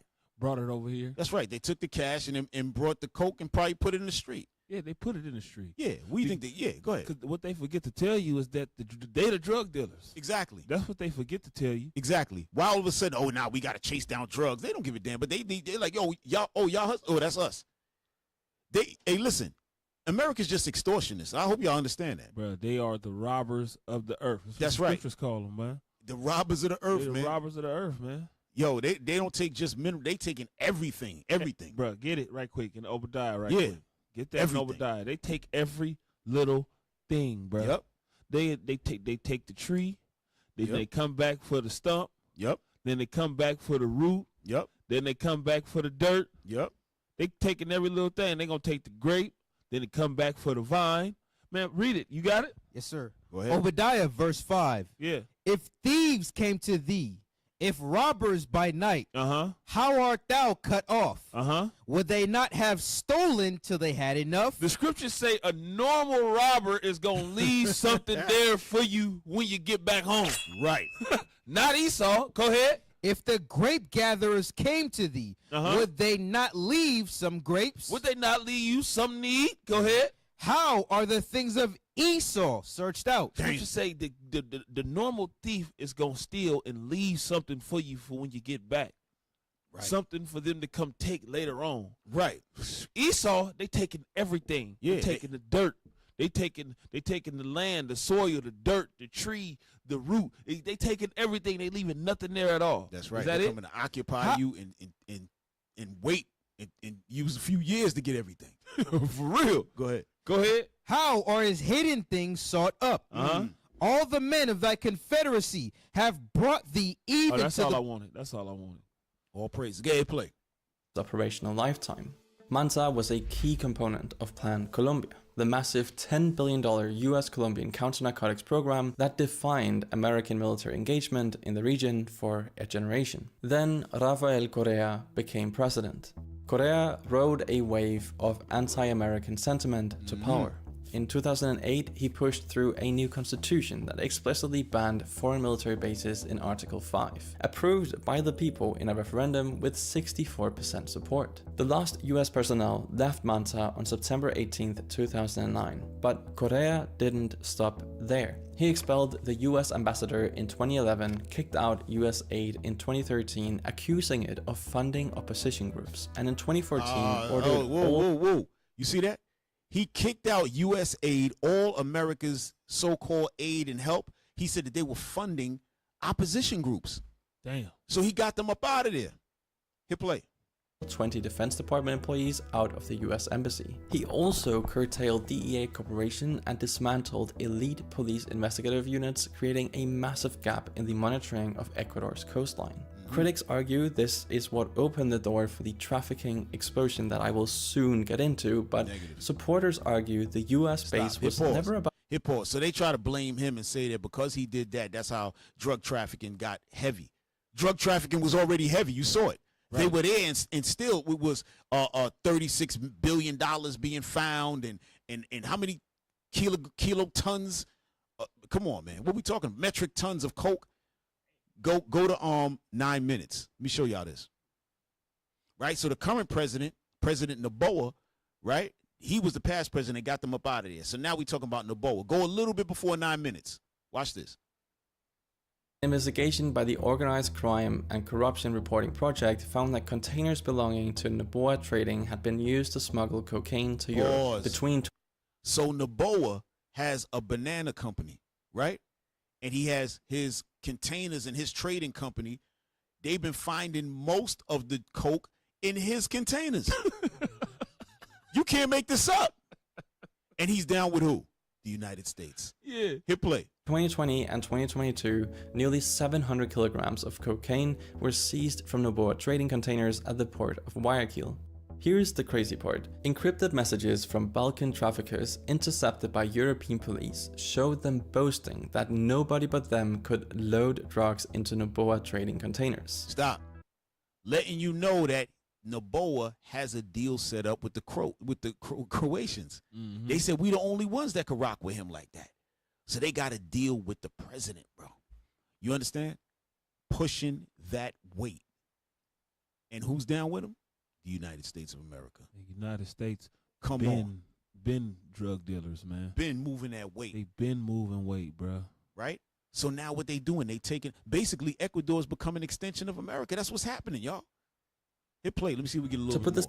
Go ahead. Scale of all of this into perspective. Cocaine seizures at Ecuadorian ports reached 77.4 metric tons in 2022, more than 3 times the amount seized in 2020. Of that total, 47.5 metric tons were found specifically in banana shipments. Okay, I think you got the picture. All right. Basically, over half of it was found with this guy's stuff. That you can't make it up. This is insane. And they're putting it with the banana shipments. Maybe the smell of the bananas does something and the dogs don't. I have no idea, but they still getting caught, so it's stupid. But just imagine all the stuff that is getting through.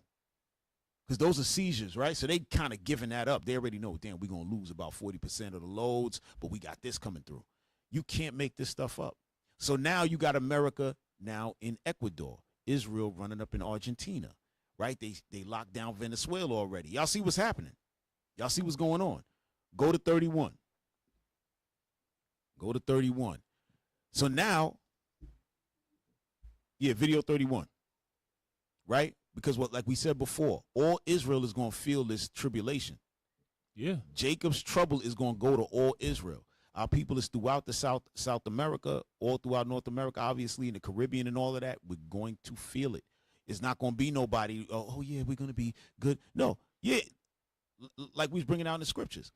There's going to be a time when it's going to be rough, then it's going to get smooth, and it's going to be rough, and then it's going to be quick, and then it's going to be all bad. Yeah. All bad. All right? Watch this, y'all.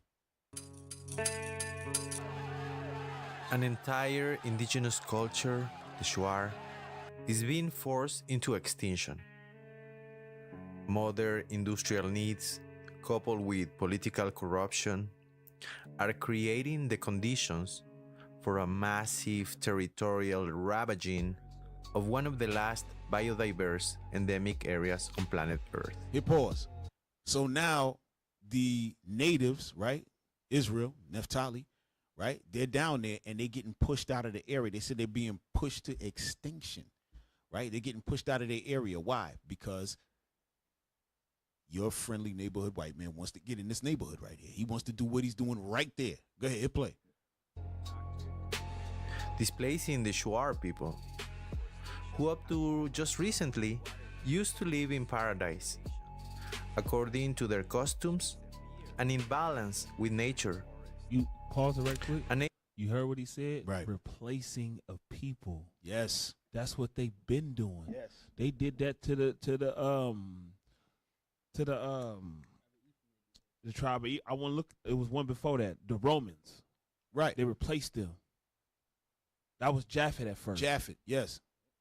They replace people, take their identities, and then Yes. set themselves up us as the people. The Israelites. Yep.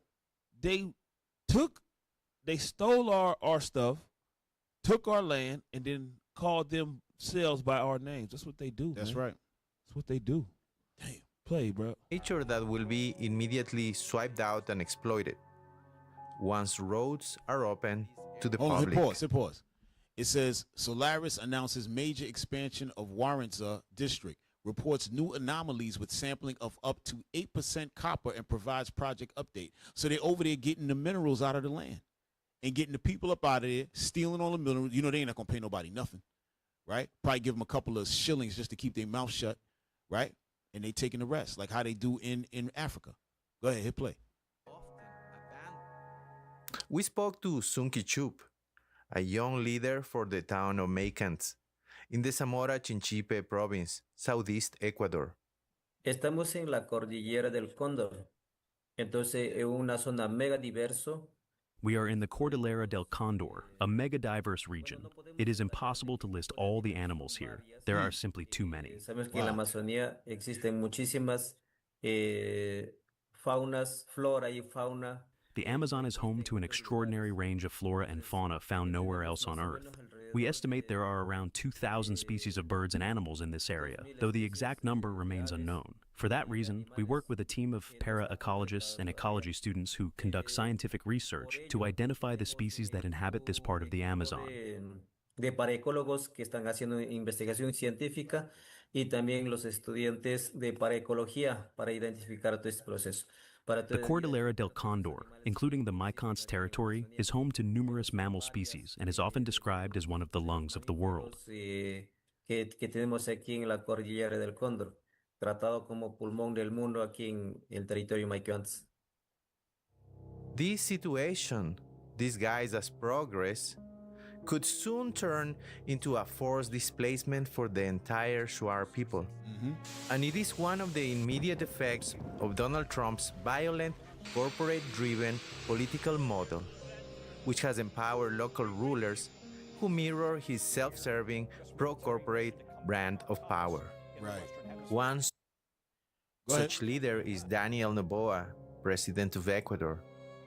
While Noboa has declared a war on criminal gangs, he has simultaneously unleashed a full-scale, asymmetrical campaign against political opponents and critics.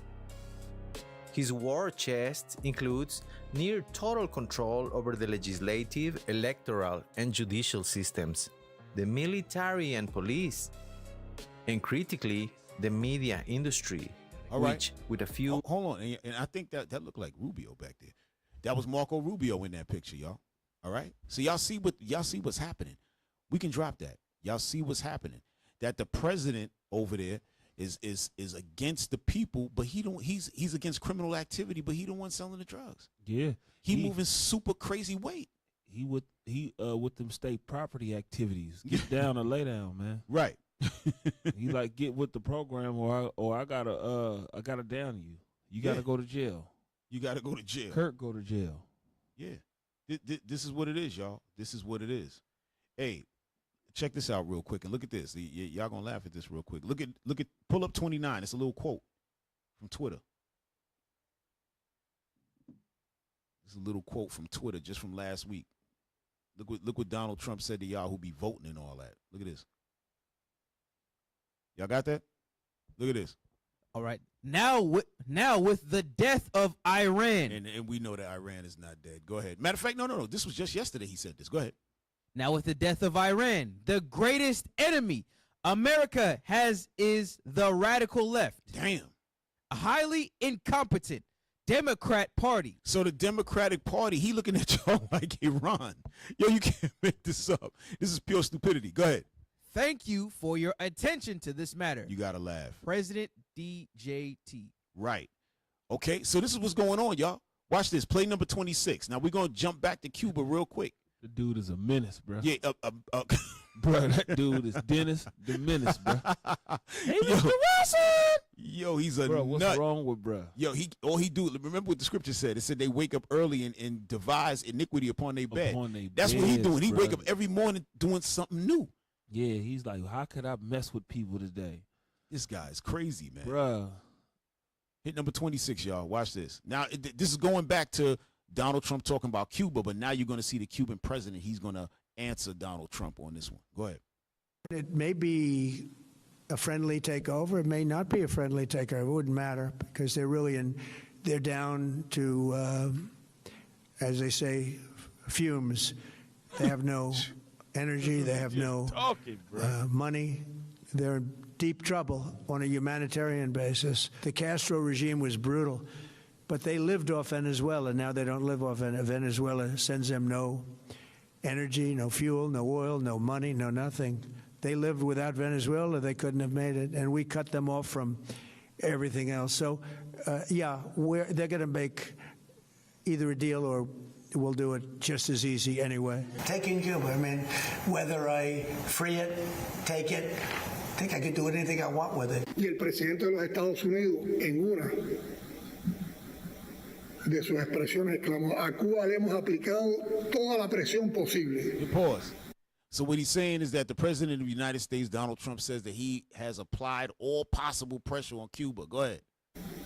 Está reconociendo que nos han bloqueado. He said they're acknowledging they have blockaded us, right? So he's saying that they're coming out truthfully and saying that they blocked all aid. Go ahead.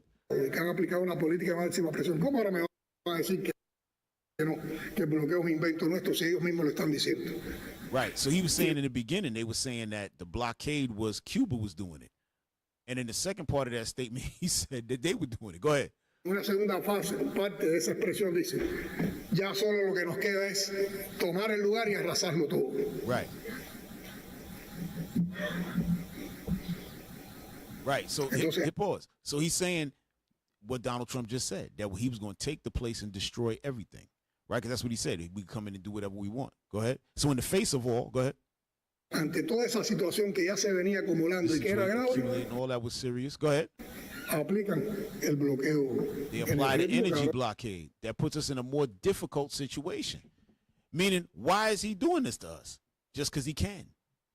Go ahead. Nos pone en una situación más difícil. Pero no estamos cruzados de brazos. He's saying, but we are not sitting with. Go ahead. No estamos our cruzados arms de brazos. crossed.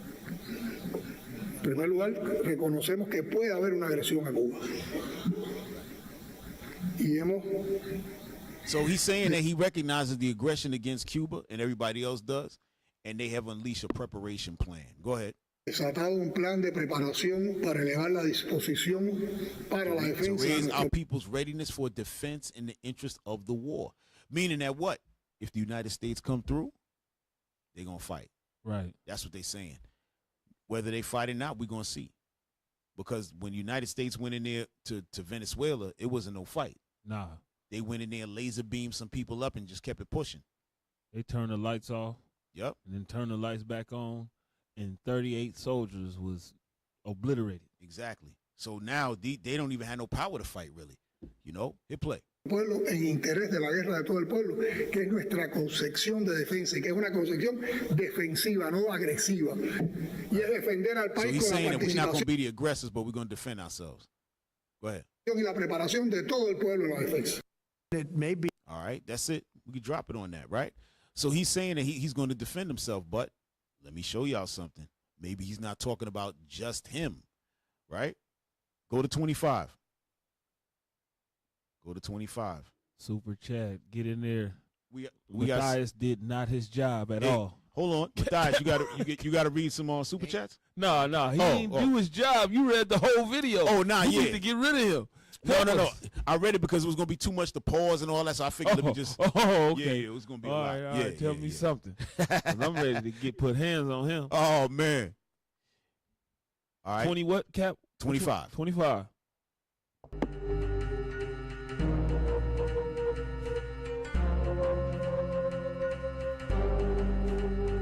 Do some reading here. All right. Bring that back a little bit, man. Bring it back a little bit. Go ahead. Russian fuel support defies blockade.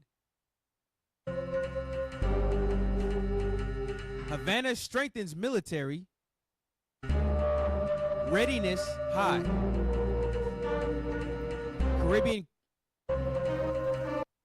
Caribbean crisis could spark global conflict. Right. It's saying the Caribbean crisis could spark a global conflict. Why?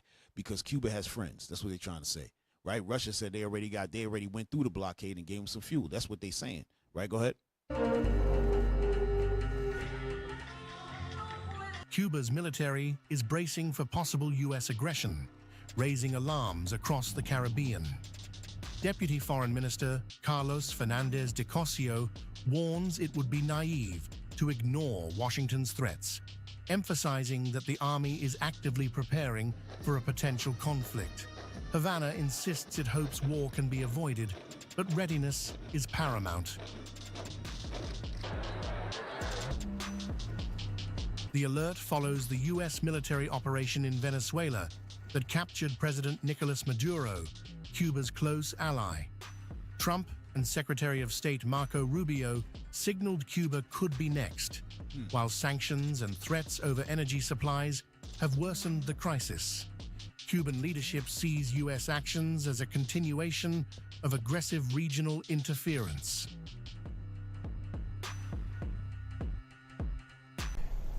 I do believe I'll be the honor of having the honor. So we could drop that, right? So I just wanted to show y'all that Russia's backing them. Remember, what did Iran say? The foreign minister of Iran. Remember he said Russia and China is helping them with strategy, money, and weapons. So the same thing probably going on here because China and Russia is always down together backing the United States adversaries. This is it. It's happening, y'all. It's proxy wars all over the place. When they say proxy wars, meaning that these countries are fighting each other using other people, right? Real quick, bring up 24. Right? Now we're going to swing it right back over to Iran, right? Watch this.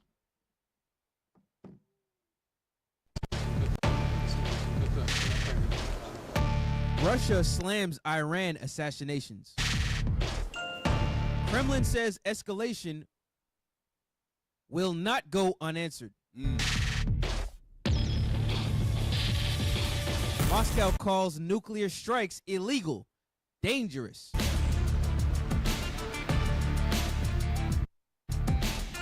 Russia warns conflict expansion beyond Middle East. See, hold on. That's what was just said. That it might lead to a global war, even what's going on in Cuba. That's why everything is connected. Russia like, listen, y'all getting out of bounds. We don't make us get involved in this because we're not going to play with nobody. Go ahead.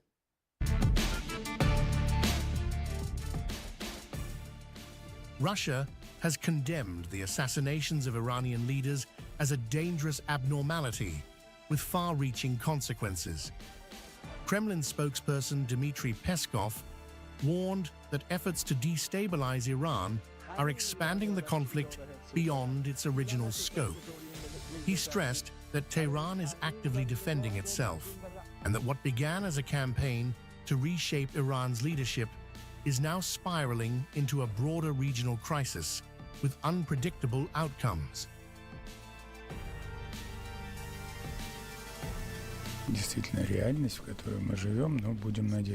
Well, you know, this is indeed the reality we live in, but we hope it's not normal.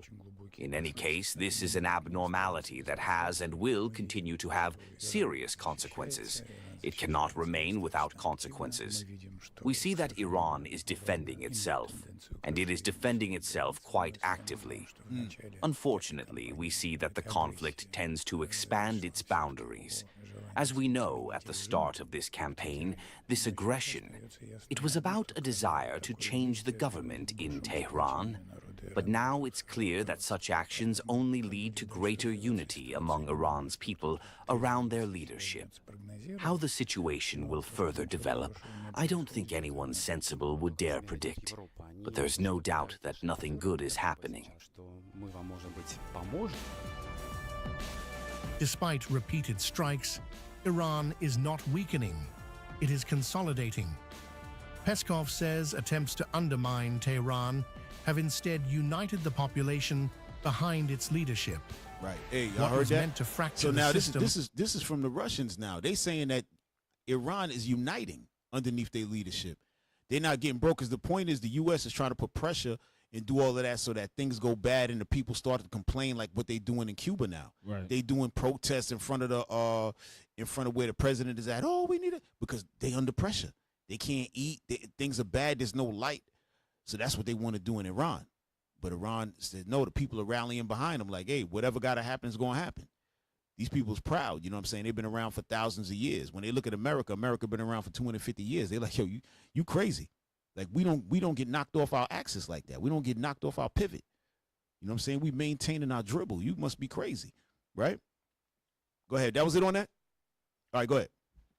Is now reinforcing it, turning external pressure into internal cohesion and strengthening Iran's resistance posture. Russia has also escalated its warning over strikes on Iran's nuclear infrastructure.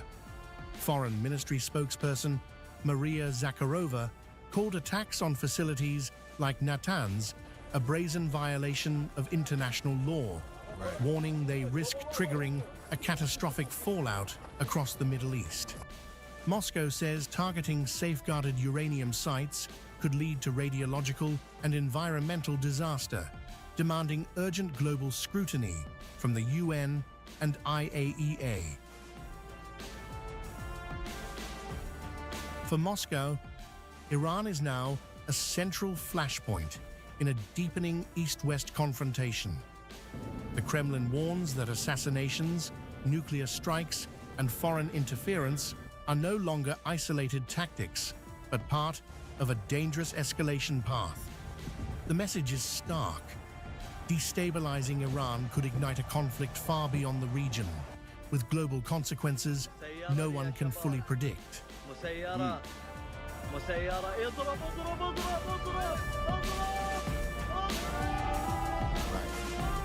All right, so we good on that, y'all. So the point is that they're saying that you keep playing with Iran, you don't know where this thing is going to go. Yeah. You know, because if they get destabilized, the whole region is going to be destabilized. They don't understand Iran is that strong pillar out there. But the United States does understand that. That's why they're trying to get rid of them, because they want to take over Lebanon. They want all of that. So once they get Iran out of the way, oh man, it's home sweet home for them. All right. Now watch this. Play that one I just sent y'all. This is what I wanted to show y'all, how Marco Rubio was getting involved in the whole Cuban thing. All right. So we're going to see that part with Donald Trump again saying that he's going to take it. You know, that part is in there. But then after that, this is where we're going to see Marco Rubio step into the picture.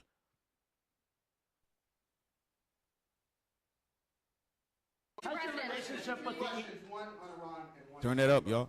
Is Iran now a bigger foreign policy priority for you than China? And on Cuba, the Cuban government Iran is just a military operation to me. Iran is something that was essentially largely over in 2 or 3 days because the Navy was wiped out almost immediately. The Air Force came next. The anti-aircraft came next. I mean, we're flying over Iran. We could take out their electric capacity in 1 hour. We have all the, there's nothing they can do right now because everything is knocked out. They have no, again, no radar, no anti-aircraft. They have nothing. And we don't, and it was a decision I made. We discussed it, Pete, Marco, JD, all of us, Chris, we discussed it. We can knock out their electricity in a matter of minutes if we wanted to.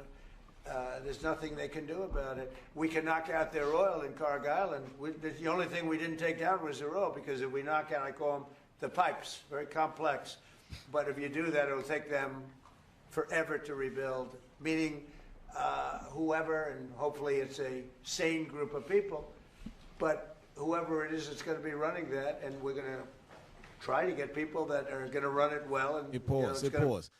Donald Trump be trying to act like he really gonna do that. He understands if he take out their oil supply, that they're gonna go nuts. They're gonna bomb everybody. You know what I'm saying? So he talking like tough, like, oh yeah, we could just take it out. He really don't want to do that. He don't want no parts of that.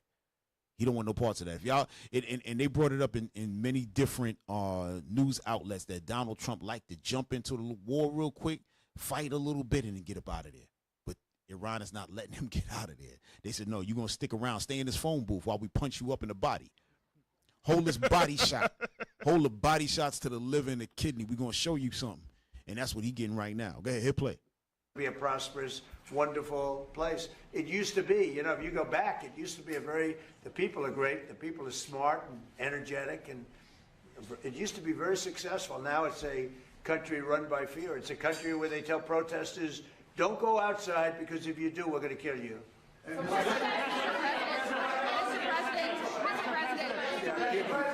Mr. President. Well, Cuba right now is in very bad shape. They're talking to Marco, and we'll be doing something with Cuba very soon. We're really focused on this, but we're dealing with Cuba. Marco, do you want to say a couple of words about it? Yeah, I mean, Cuba has an economy that doesn't work and a political and governmental system they can't fix. That's not after dramatic dark, enough. bro? What's going on? That's bro after dark, at the park after dark. Yep, that's him. Damn, nickel for a pickle. That's him. Go ahead, hit play, y'all. Marco, do you want to say a couple of words about it?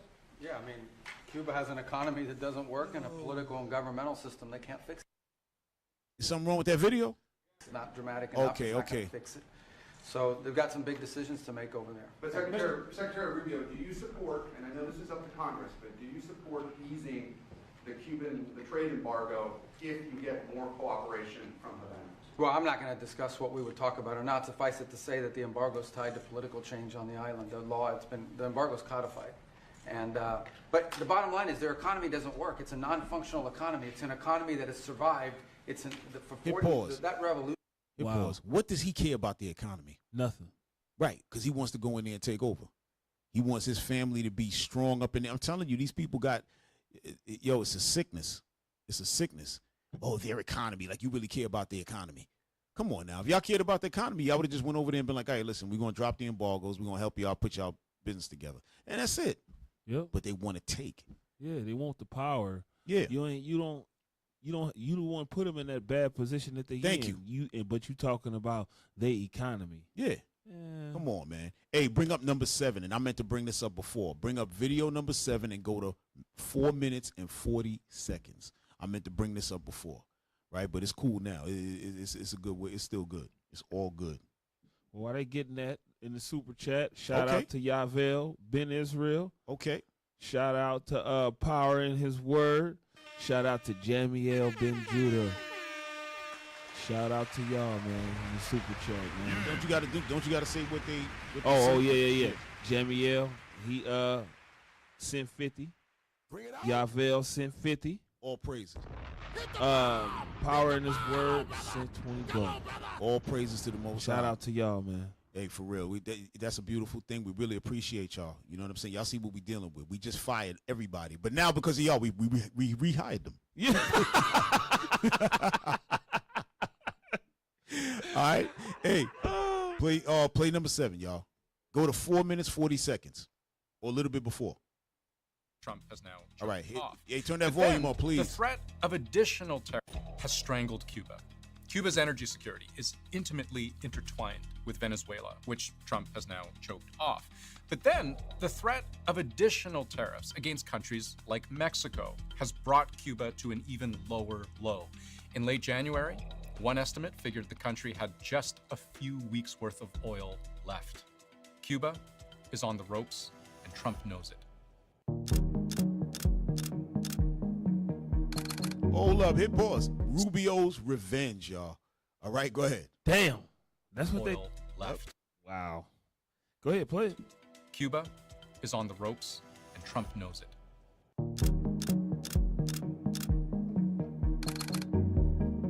So that's the why now. But what about the why period? Like, what is Trump's interest in a so-called failed state?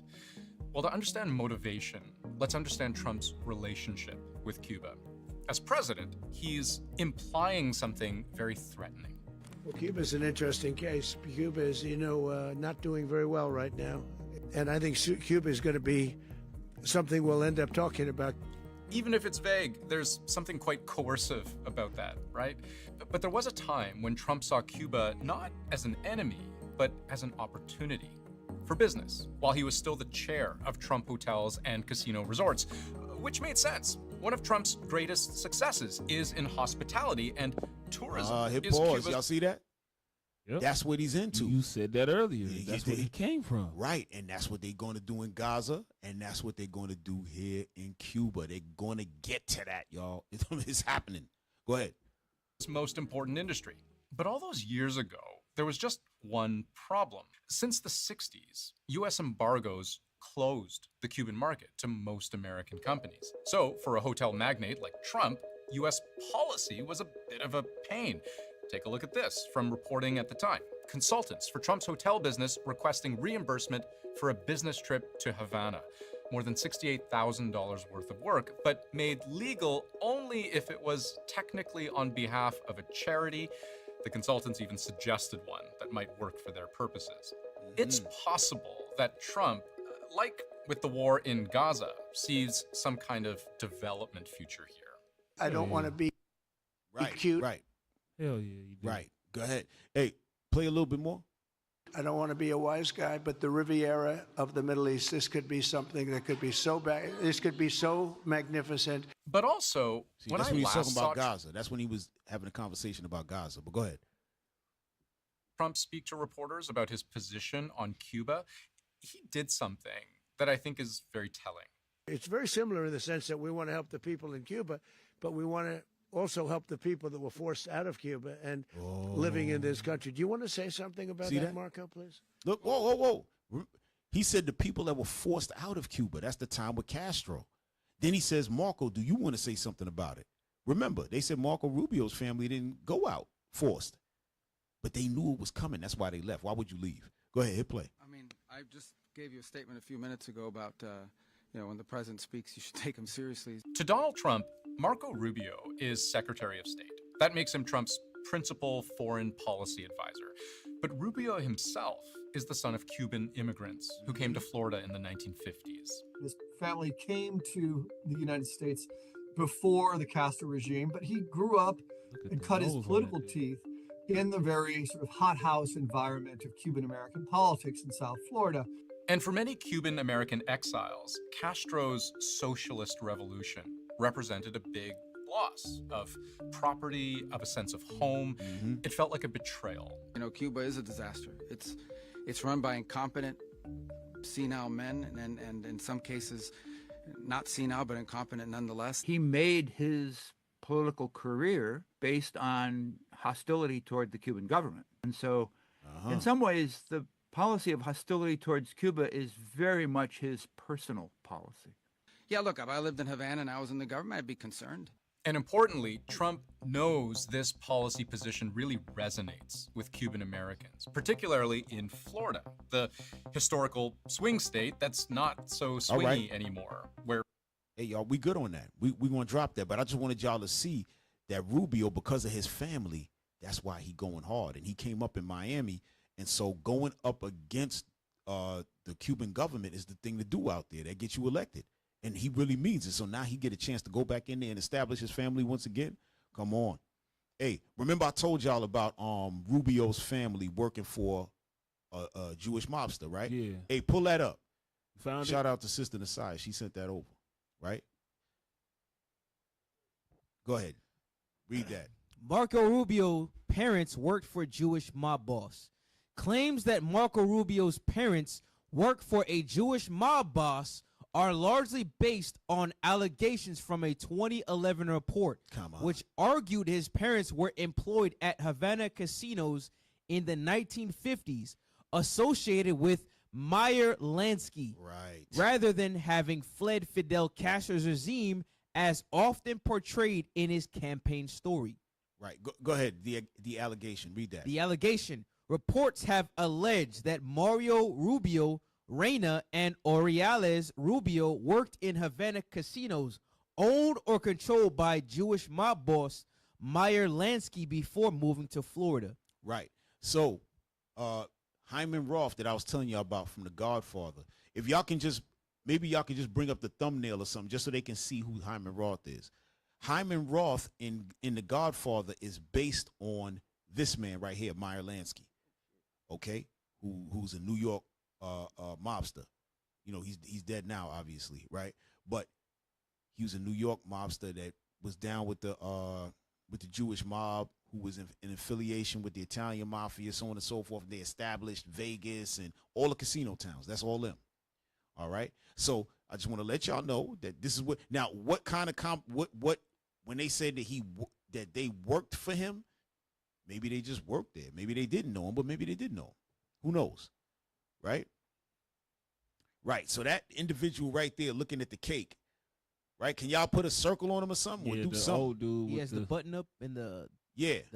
Yeah. Can y'all put something on him? With the cream tie, bro. Here, Right, Paul, right there. Right there. That's Hyman Roth. So that's supposed to be Meyer Lansky, right? Damn. That's supposed to be him. And then off to the side, when you go over two guys, go over to Michael Corleone, right? And that's Michael Corleone, the Godfather, right? So basically, this scene right here, they're in Cuba, and they're celebrating his birthday, and they're talking about, and then Michael Corleone, we can't play the scene, but Michael Corleone brings up the fact that there's an uprising and the rebels look like they can win. And they were talking about Castro's people. And earlier in this movie, you see one of the soldiers grab a grenade and just jump in to in a car with some soldiers and blows himself up. So it was showing you how deep that whole thing was. And they had to run out of there. All of the mafia had to run out. All the Americans had to hurry up and get out of Cuba when Castro took over. All right. I think that's it, y'all. I think that's all we got for y'all tonight. We got more, but it's getting crazy. It's getting crazy. So the point is, we trying to show y'all how this whole thing is all wrapped in one. It's not separate wars going on. It's one big, massive war happening. And your man Donald Trump is in the middle of it, man. Right. The Lord got him clicking. He putting things together, and he ain't even that smart. No. He ain't even that smart. He just the face of it. No, for real. He man, look, they using Donald Trump to do and say what they really want to do and say. Right. Without looking like the racist bastards that they are. Exactly. The devil. The devil. That's stupid. All right. All praises. Hey, all praise to the Lord. We got any more super chats? I don't want to miss nobody. We good? All right, all praises. Everybody. And shout out to everybody who sent some of the super chat. We really appreciate y'all. All right, y'all definitely helping us with that. 100%. All right, and hey, save a couple dollars for the Booster Club. All right, the Isaiah 11:11 project, all over the four corners, bringing back the 12 tribes together. Y'all see what it is, right, y'all? Y'all see what it is. They trying to establish the vision. They trying to grab us all over. We have to go through this. This is part of the prophecy, right? So all our people going to get touched all over the world. But Lord's will, We go out there, we teach, and they repent, and hey, we get to the other side. You know what I'm saying? And see this whole thing happen in front of our eyes. All right. So send that money. We need help. For airfare, hotel fare. Fare, that means food fare. That means food fare, right? We need all of that. We need y'all help for real, because we can't do it on our own. We don't have enough. We don't have enough money to do it, so we need y'all help. All right. So Lord's will, give what y'all can. All right, and donate for all of everybody who gave us super chat. We love y'all to death. Thanks a lot. Whoever couldn't do it, y'all can donate on PayPal. There goes our QR code. IUIC.norcal@israelunite.org. The PayPal. Next. Nothing next. Oh, next week's show. All right, so they crazy. They didn't know. So hey, next week's show, y'all. Right there it go right there. Okay. It says no justice for Tamir Rice, a conversation with his mom, Samaria Rice. Y'all want to be there on this one. Got to be there. Okay, so y'all remember young Tamir Rice years ago, he's 12 years old, was killed by a police officer. They said that, I don't know how you mistake a 12-year-old for a grown man with a toy gun, but they did, killed the brother, right? And that's his mom, and she is, listen, y'all want to be here for that. She don't play. We about to turn this thing up. Yeah, for real. She gonna let us in on a lot that's going on. I'm telling you. You think that just happened and that was it? Y'all want to be here for that? All right. Y'all want to hear the sister? Trust me, there ain't gonna be no little walk in the park. She coming with the receipts, y'all. All right. Yeah. She coming with receipts. She coming to show us what the hell been going on with that individual who killed her son. You know what I'm saying? And our young brother. So make sure y'all watching. That's Monday, 8:30 p.m. All right. Make sure y'all watching. All right. Samaria Rice. Let's go. All right. So, officer, take us out, bro. All right, man. Come on, man. You already know what it looked like. Hey, you know what? We ain't even say nothing. We sorry. Officer Judah couldn't make it tonight. I know y'all ain't see him. Anybody. We ain't even say nothing. He couldn't make it tonight, y'all. You know what I'm saying? He had some, technical difficulties. But he Shout out to Officer Jew, man. Shout out to Officer Yes, Jew, sir. man. Yes, sir. Come on. Nehemiah chapter 13, verse 21. Yep. Then I testified against them and said unto them, why lodge ye about the wall? Come on. If ye do so again, I will lay hands on you. If you do this thing again, man, we gotta lay hands on you. Cheer. If you don't donate to the Booster Club, we gotta lay hands on you. Cheer. If you don't keep a couple quarters for the Nehemiah squad, we gotta lay hands on you. Cheer. And Mr. Rubio, if you keep on purchasing pickles, we gotta lay hands on you. Hey, this is the show. This is the Nehemiah squad. We are your hosts. This is Captain Sakai. I'm Officer Shim. We out. Yes, sir. Most High in Christ bless y'all. Shalom. From even to even, spend holy days away from the heathen. I need a break. I don't need a reason. I need a script. I don't need your grievance. Keep it to yourself. It's better for my health. Leave it on the shelf. Ain't hearing nothing else. Tonight and tonight, knowing the price. Pay it off with my life. Till it's out with your lights. Do it all for the Christ. And he ain't playing nice. Knew the end from the start. Fix your face like it's art.